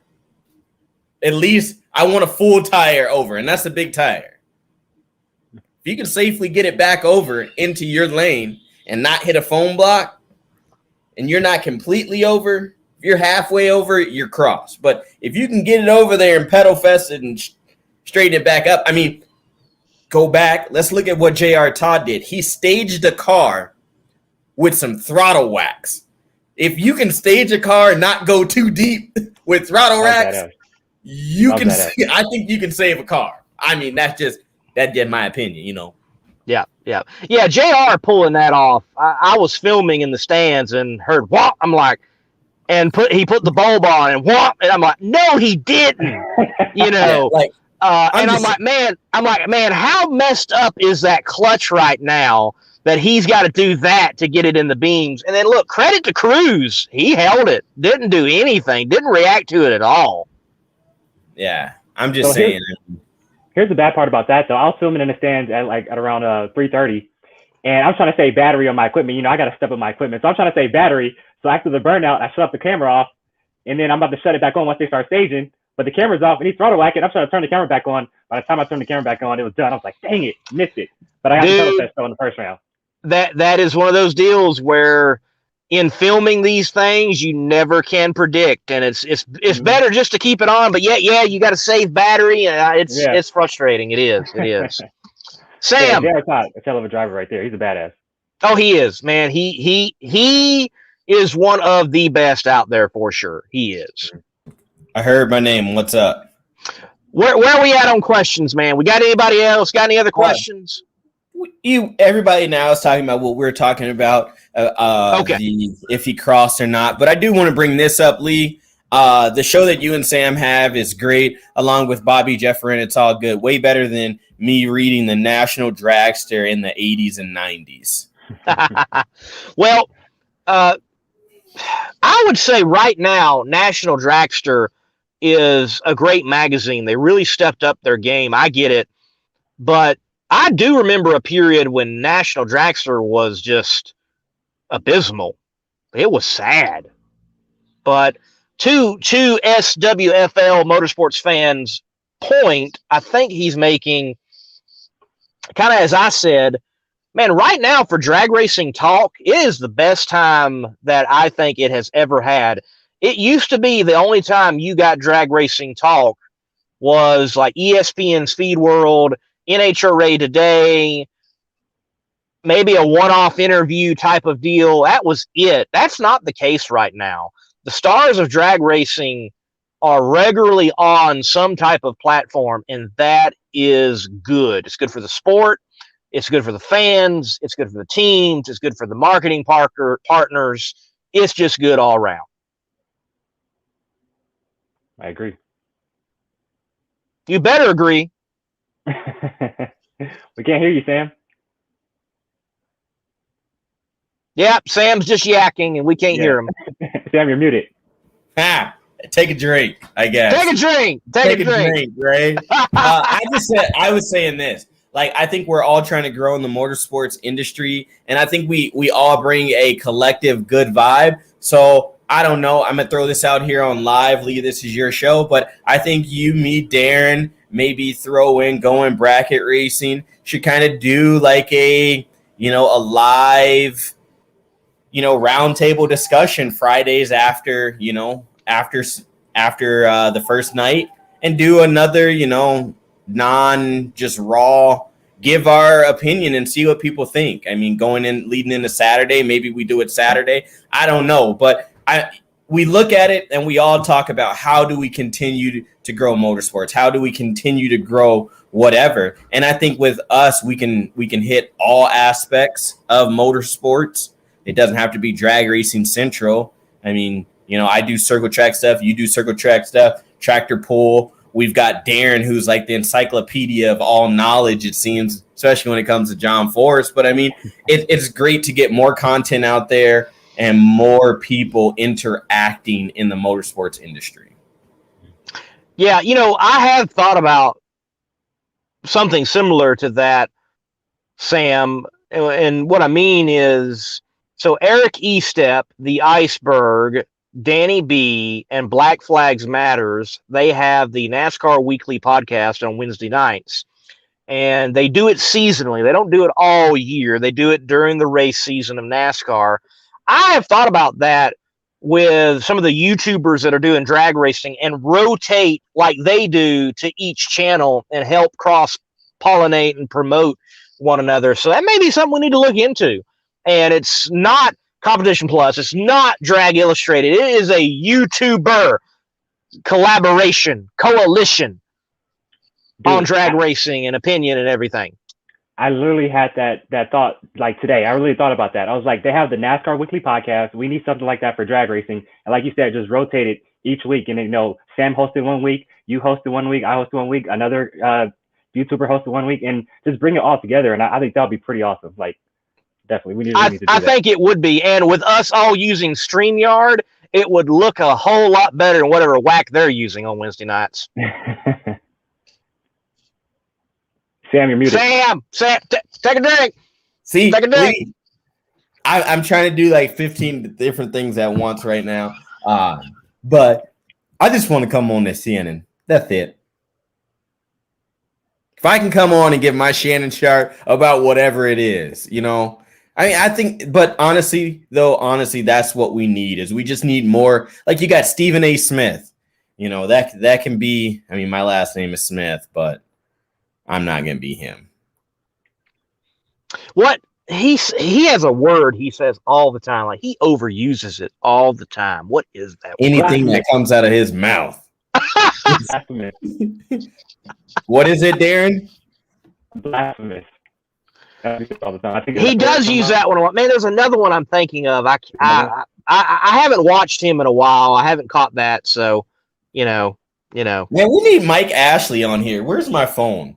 We need Mike on here. Yeah. I'm a drop out one more time. Put myself. Get Mike on here.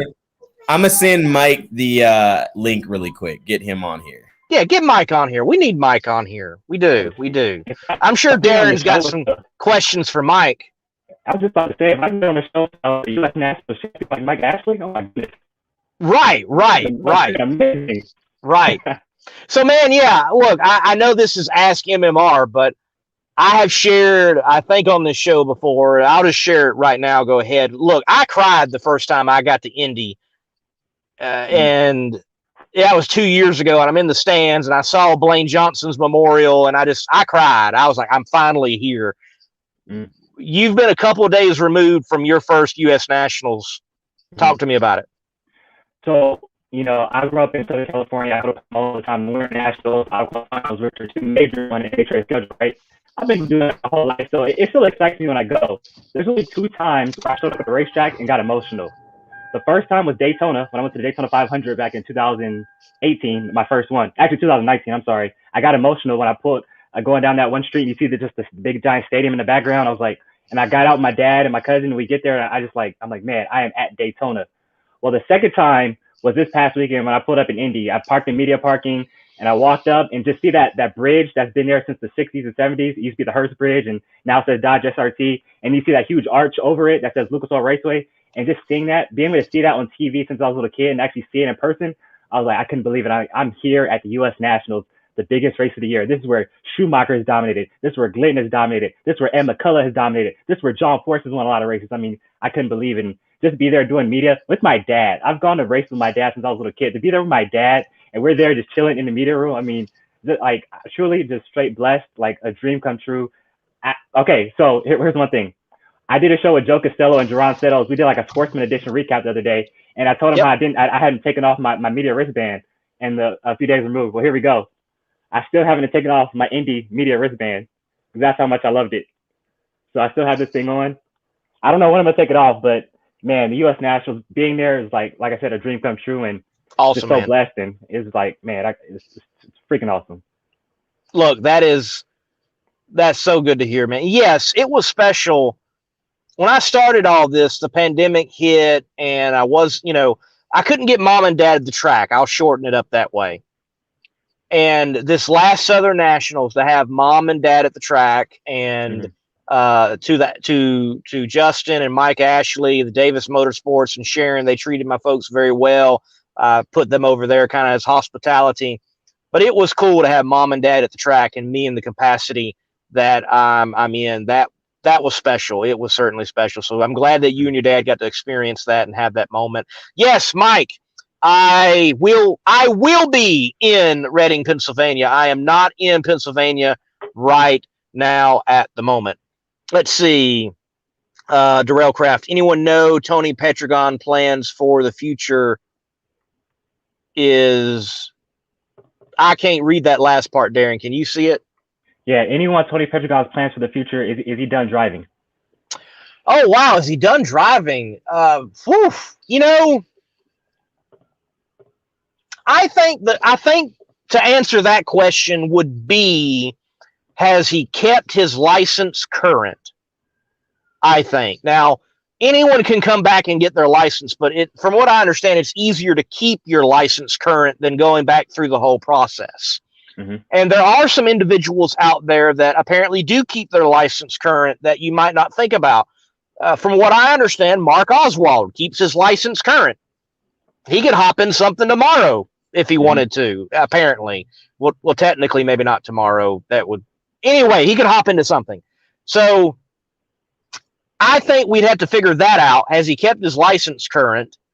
I will say this, though. Tony, I've seen it myself. I've seen it there in Indy. He is a big supporter of his children, especially his son. And his son is like doing karting and racing, and he's hugely behind him and supporting him in that. So, yeah, maybe that Tony is just investing as a dad elsewhere instead of himself and his own career. I think that might be the situation right now for him. Yeah, I agree. And Tony Petragon, one of the greatest of all time, 2-time funny car world champion. And like I said, I think he's just enjoying time with his family right now. And, for me, it kind of goes back to the Tommy Johnson Jr. thing. He's been out of the car, not as long as Tony, but you see, he still has his license current, and he jumped right in for Matt Hagan. You never know if somebody ever needs a driver to come in. I know he's doing TV, but I'm just saying in general, if you ever need, somebody to come in and fill in, hey, Tony's right there. You can give it to him if he's still licensed. But Tony, one of the greatest of all time. I would love to see him back in the car one day. And, we've always seen people retire, but they can never stay away. You always see them come back a few years down the line, and we could definitely see Tony back in the car one day. Look, if Kenny Bernstein can come back after it was a long time, it seemed like he was out of a race car. If Kenny Bernstein can come back, then I think just about anybody can. Mike Ashley could even come back and be in a Top Fueler or funny car. That would be epic. See son versus dad in like Top Fuel or funny car versus Top Fuel at Night Under Fire or something like that. That would be cool to see. Yeah, man, I think, and drag racing just fits that so much. It's kind of funny. Me and Sam on Competition Plus Power Hour, we were interviewing Don, the Snake Perdome. Such a cool man, just the epitome of cool. And I asked him, I said, man, you've won this Baja 500 or 1,000 or Mexico 1,000, whatever you were in. You're the Desert Snake now. You did most of the driving. When you gonna come back and drive a funny car? And he's like, I have thought about it, but so yeah, even Don at his age, he has thought about it, and it wouldn't shock me if you saw him in testing one day or something, taking a hit and experiencing what these machines are capable of doing right now in their modern configuration. So yeah, you never know. We might see Tony again. Now, Sam, Darren, whoever else is out there, what would be great is for drag racing to have a regular senior tour, if you will, like pro golf has. They have the senior tour. Not that you got to be a certain age, but let's say you've stepped out of pro racing and there's some type of common car they can step in and we can regularly see them at the Gators or Indy or select national events and see Kenny Bernstein against Warren Johnson or whoever. I think that would be interesting to see. I agree. Real quick on Don Perdome. What kills me about Perdome, and he's won a lot of races that don't show up on the NHRA stat line. But when you talk about NHRA stat line, it sits at 49. I wish he can get that one more so he can get to 50 so he can say Snake at 50 wins. That's just all I wish. But like I said, he's won a lot more races that don't show up on the stat line. But to go back on what you're saying.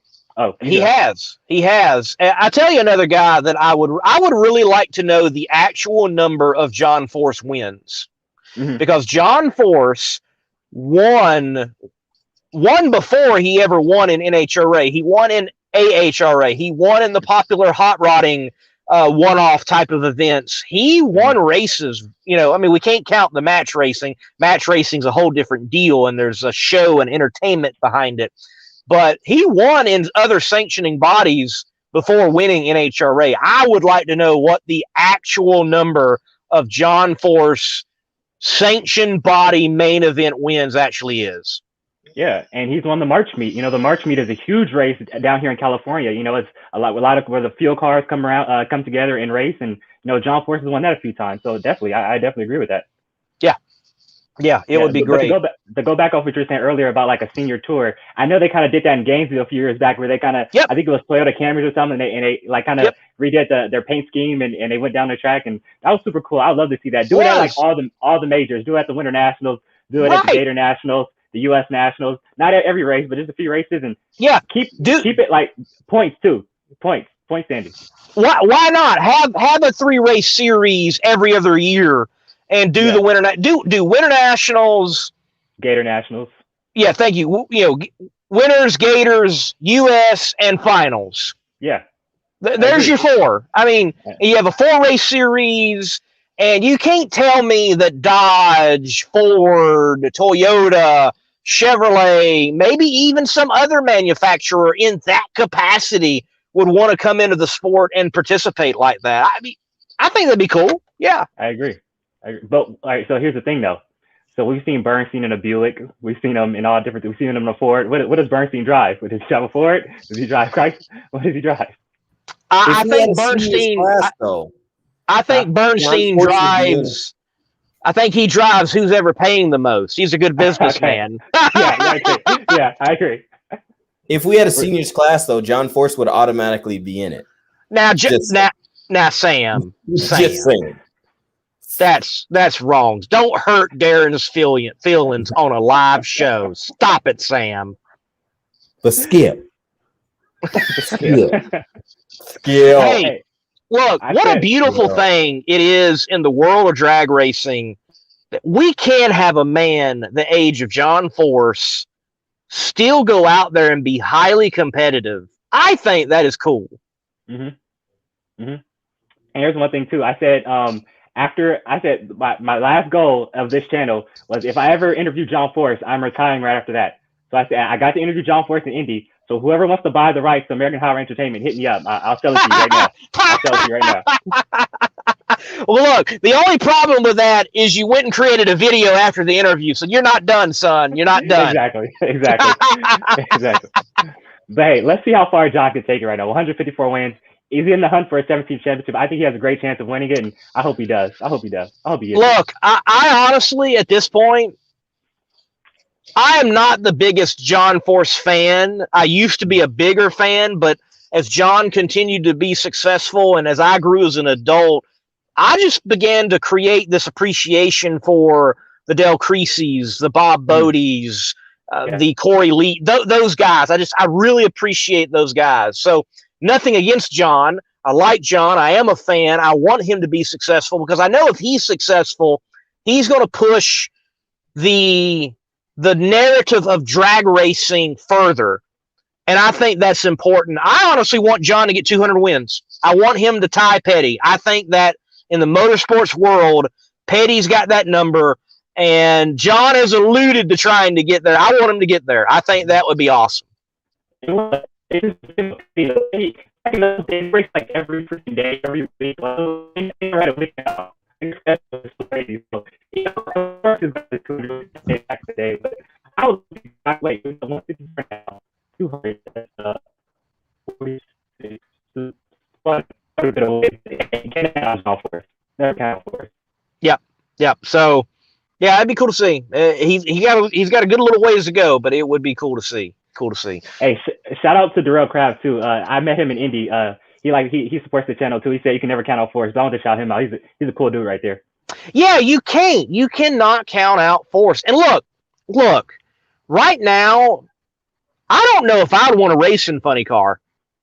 It is insane. And with Wilkerson winning the U.S. Nationals, we always have keep your eye on Wilkerson. Keep your eye on Wilkerson. I believe he broke through, and he's going to be a serious competitor for the rest of the races that remain. And it has been blow after blow after blow, switching the top spots in and out. So it's like a tag team match. You're in, man. Tag team, body slam. It has been so good in Funny Car. Darren, I know there has been good battles between one or two or three guys, but I don't recall, even under the normal point system up to the countdown mark that we've hit, that like 5-6 cars were in play. Okay, so the last time we've had this many guys in play was actually 2011. And so 6 drivers went into Pomona with a chance at the championship. Now, some drivers had outside chances, but 6 drivers were within like 3 or 4 rounds going to Pomona. It was Matt Hagan, Jack Beckman, Cruz Petragon, Ron Capps, Mike Neff, and Robert Height. Those were your 6 drivers going to Pomona with a chance at the championship. Matt Hagan came out on top, but it was a great battle. Matt Hagan and Jack Beckman actually went at it. They were separated by, I think, at least it was either 2 points or 4 points. They were separated by less than a round going into the event, and actually Hagan won. But that was basically for the championship, basically, between them. And then Cruz was the last one left, so everybody else got eliminated. Cruz was the last one left. He actually got to go 2 rounds further. He faced Hagan in the semis. Hagan beat him to clinch the championship. But that was 2011. 6 drivers went into Pomona with a chance at the championship. Yeah. Well, it's shaping up to be something very similar to that, and with a different cast of characters, though, to some extent. Not everybody. But it's interesting you bring up Mike Neff, and I will answer your question of one of my favorite or most memorable Southern National moments. So a lot of people forget that Neff did drive for a brief period. He's now was tuning for John Force. Now he's tuning with Tasca. I remember Neff's first Boomer, and it was the Southern Nationals in qualifying. He was in that red car. I think it was Auto Club sponsored, all red. And it's still quarter mile at the time. And he goes through, and it's getting toward it's eating, and poof. And he had a little bit of a fire, and it was kind of my first time seeing a fire and a Boomer like that. And Neff wasn't in the car too much longer after that. I've always had a fascination for Mike Neff. Like you say, you talk about that big Boomer. Then he got his first win a year later at the Auto Club Finals. He beat Ashley in the final in a big giant pedal fest. That was pretty cool. But what really stands out to me is that he drives for those 2 years. He goes back and crew chiefs for Force. Force was in a slump, and he teams up with Austin Coyle. Austin Coyle, Bernie Federley, they team up and they get John his 15th championship. Well, Ashley decides to step away. She decides to have a family. He goes back into the race car. He crews his own car and he drives it. Like one of the few times you see a guy drive and crew at the same time. And he had just an amazing 2 years. He won back-to-back U.S. National Championships, was in the championship hunt both years. And it was like, man, Mike Neff does not get enough credit of how great he is. He doesn't. He doesn't. And again, there's so many characters out there right now that should have more notoriety in the world of drag racing, and they don't. And look, I was a fan of Mark Oswald, but he's one of those characters I mean, look, the dude was getting it done in Top Fuel in the 70s. He broke Garlett's records in the Candies and Hughes Top Fuel Dragster way before it was a funny car. And then he's going toe-to-toe with Bernstein, boom, boom, boom, during that great time. And don't forget about what he did in IHRA. He had won some IHRA championships in the 80s, and then he kind of fades out in the in and out days.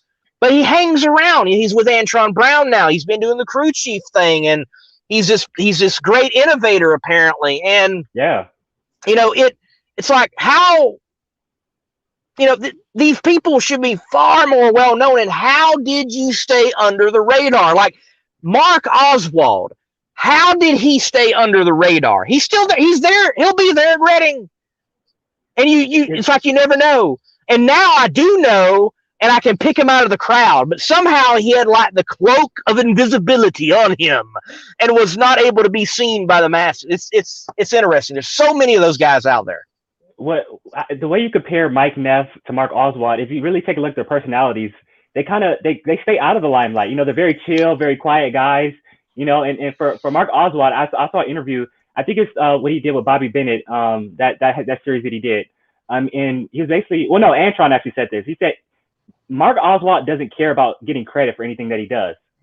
All he does is care about winning. He just cares about getting the job done. But he doesn't care if the success, if he's in the limelight, he gets the success. He only cares if the team gets the success. And I thought that was really cool, Mark Oswald too. And that just goes to show what kind of a person he is, also. Right. No, quality guy.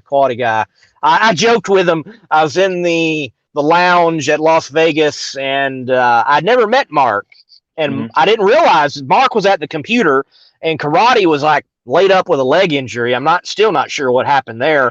And Antron's in the lounge. He's like, "Yeah, that's Mark right there." And Mark turns around. He shakes my hand. It's one of the few moments, because I realize everybody's human. So when I interact with people, I'm like, "You're human. I'm human." Like big whoop-de-doo. Okay, let's respect each other. Let's do our thing. But like meeting Mark was kind of like, "Oh wow, this is Mark Oswald." And I said to him, like, "Hey, man, I need to have you come on my show one night. Let's do an 80s night." And he's like, "Sure, if I can remember that back that far." So, look, there are some great characters out there still to this day that made drag racing so memorable. And it just, what a great sport we have. And I'm glad we're having shows like this. I'm glad we're having Competition Plus Power Hour and West Buck, and I'm glad you're doing what you're doing, Darren. Keep plugging away. I know your channel hasn't exploded like I think it should, but keep plugging away. I really like what you're doing. You're diving into the history and the stories of it. And I don't know what I'm doing anymore. I just throw content out there now, it seems like, and try to do between the slicks. And I do want to do what the ideal NHRA schedule would look like. And I do want to do the story of like what would have transpired if Tim Richmond wouldn't have died and teamed up with Raymond Beadle and got in a funny car. I think there's some merit to that story. I think, there's more to dive into for sure. And drag racing needs more Darrens. It needs more Sams. It needs more Lees. It needs more Andrews.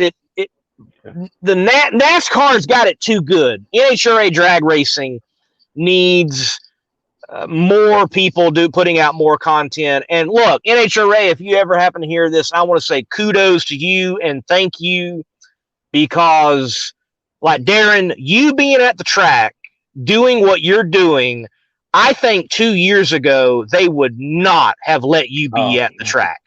Yeah, I don't think so. I do not think so. And look, I might have played a small role in it, but I'll take the small role in being this YouTuber that was ducking and dodging and looking out for every gray shirt out there in NHRA. So I'm glad to see what you're doing. I'm glad they've opened up the doors to some extent. There's more work to do, but I think NHRA drag racing can be definitely going in a positive direction here very, very soon. And it already is. So. And I say you paved the way for all of us. I mean, you're the one who basically started all this, and so I got to say thank you to you, because, like you said, if like 2 years ago, I probably wouldn't be able to get backstage access just from what I'm doing. So you opened that door for us, And just to piggyback on what you said, yeah, the channel hasn't grown, but like I said this before, I've already like surpassed what I expected from the channel. So anything that adds onto this, I'm just thankful for it. Just to be able to talk drag racing with people and just, I have so much knowledge up here about drag racing. Just the fact I get to share it with people, which is so cool, and talk about the history. Yep. So, Right. this channel's been so much fun, and wherever it goes from now, I'll be happy with that. And like I said, I gotta thank you a lot because, when I first started out, you shared all my work, and I couldn't just for you to be where you were at and just to share, I had like 3 subscribers, and for you to still show my work, I was like, that's super awesome. Anytime I have a question, you help me out. In Indy, like we had a full-on crash course on how to use the camera in the pits. Yeah. Like people walking past us, and you give me a full, like how to use this camera in the pits. And I mean, man, like who does that? That was super cool. So I got to thank you for real. Well, man, I firmly believe in love your neighbor as yourself. And I needed a lot of help. And I feel like I didn't get all the help I actually needed early on. I still need a lot of help. So anybody out there want to help me. But I don't understand why there is like infighting or territory claiming. Like we all want to promote the sport. Let's help one another promote the sport. Like, look, you do it a little different than I do it. And Sam does it a little different than I and you and so on. Let's just get it out there, though. Mm-hmm. Let's move the sport forward. Let's help one another. If I got a clip you can use, I'm going to pass it on. If I've got this contact and I can introduce you to that person, let's do that, and vice versa. Why not? Let's help each other out. Let's help grow the sport. And man, look, it's so good to see so many other channels around drag racing popping up, because I do remember when I started my channel, there were people putting up old races. There was people putting up interviews, but there was like nobody that was just YouTube doing anything with NHRA. And I felt there was a niche. I felt there was something to do there. And I agree with you. I look at some of the NASCAR brethren or cousins of the YouTube world, and they have very large YouTube channels. And many of them have put a lot of years of work in. I give it to them. But they're not going to the track and working for a team. Tomorrow, I will step in at Reading. Praise the Lord. I've got to a point I never thought I'd be in my life, but I'm so thankful to be where I'm at. I work for Foley Lewis Racing, and I will be helping promote Foley Lewis Racing, Doug Foley, Tim Lewis, their team, those partners in social media and visual arts and multimedia to further the sport. Mm-hmm. Mm-hmm. I want my channel to grow. I want it to be a lot larger, but doggone it, it's pretty freaking cool. Yeah.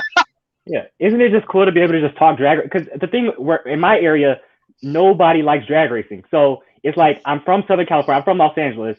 There's drag racing fans out here, but it's not a lot. So you don't really run into them too often. So when I started the channel, I was like, I just want to have a platform where I could just talk drag racing and just have a conversation, talk about the history, talk about Job Force from the 90s, talk about Joel Amato, talk about Gary Ormsby, talk about all these legends that I don't get to talk about with my regular friends because nobody really likes drag racing. So to have this platform and be able to talk about the history, it's so cool. Really cool. It is, man. Well, look, keep up the good work. Sam, are you out there still, or did you completely leave? Can you see in the studio there? Oh, there he is. No, I'm here. I'm listening to you guys. There's a couple people chiming in. I was letting you guys do your thing. Mr. Kraft said you guys rock. Keep up the good work. He's saying that you and Darren are the next Steve Evans and David. So they're giving you guys props. Let's see what else. There's some big shoes to fill there, Darren. So Darren. Yeah, those are some big shoes to fill for sure. Yes, they are. I am a drag racing fan. David, what's up, man? But if anybody has noticed, my intros lately in the drag racing content have been a complete ripoff of Dave McClellan and Diamond P from the 80s. Presenting on Monday Morning Racer, PDRA Championship Drag Racing. It's been a complete ripoff. Man. Yep. But look, you're guys, here at 2 hours, so it's 2 hours. I need to get on the road because I'm still in Virginia. The question is, did you start your vehicle in these 2 hours at all? Please tell me you did. Yes, I did. Okay, good job. Good job. I'll start it right now. She's alive. Okay, good deal. Darren, before we let you go off of Lee's show here, I'm going to give you the platform. Shout out your channel. Lee, I think you would let him do that. So I'm going to go ahead and close it out like we would do here at the Competition Plus Power Hour on Lee's Between the Slicks. So Darren, here you go. Well, first off, you guys, Sam, Lee, thank you. It's been an honor to be able to come on this show and talk drag race with you guys. It's been freaking cool. But if you guys would like, subscribe to my YouTube channel, American Hot Rod Entertainment. We do a live post-race show after each race. Me and my buddy Andrew Morales, he runs Everything Nitro. We just sit down and basically just do like a sports center type recap of the drag race that just happened that earlier that afternoon. So if you like that, head over. I also do a lot of content on the history of the of the sport. I go back to the 80s, the 90s. I got to go back a little further to the 70s and stuff like that. But I do a lot of talk about the history of the sport, championship battles. I have like Joel Model versus Gary Ormsby from 1989, 1990. Kenny Bernstein versus Mark Oswald from 96. I do some John Force videos from 98 and his top 10 biggest moments. So a lot of videos about the history of the sport. And I do interviews as well, but I'm actually going to change the format with interviews. So interviews will be coming in the future. But if you like all that, subscribe. I really appreciate it. And like I said, whatever happens now for this channel throughout the future is just an add-on. And I'm just super honored and blessed to be able to talk drag race with you guys. So if you like that, subscribe, and yeah, let's talk drag racing. And thank you, Darren, and again, thank you for being on the show. And thank you. It's been interesting to how we met at Pomona, and now what you've done and what I've done. It's been cool to see, man. So look, you ever need any help, you know who to call.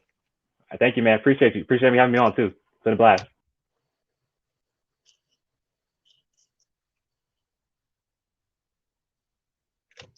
Take a drink, Sam. Take a drink. Hold on.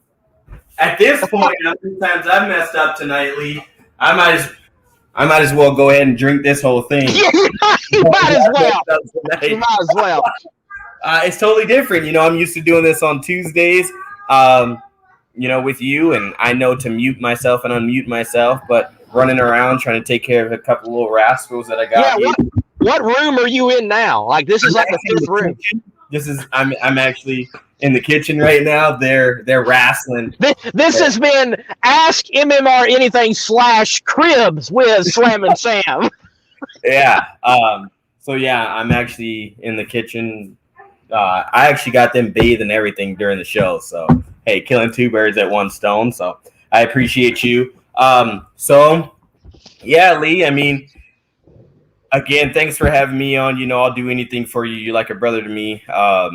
I appreciate it. Slam and Sam on Facebook. If you guys kind of want to see my personal everyday, day-to-day life of different things I do, on Twitter, I'm Slam and Sam, I think also. And then everything else, Outlaw Performance, ENT, Facebook, Instagram, YouTube. Please go over and help out my YouTube channel. It's getting revamped as we speak right now.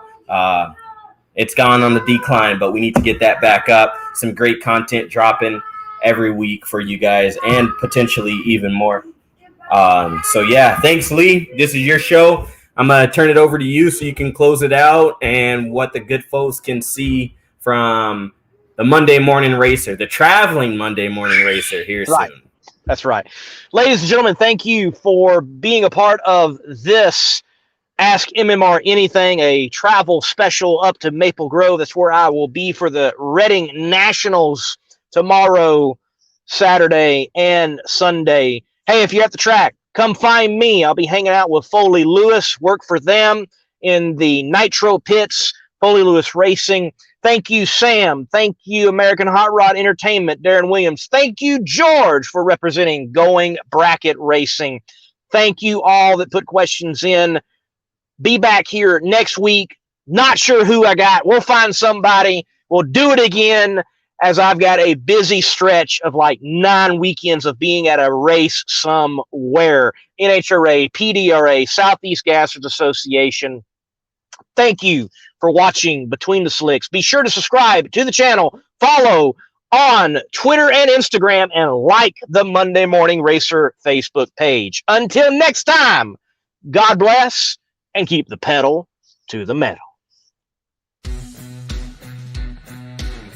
Power-Built Tools exemplifies innovation in the tool industry.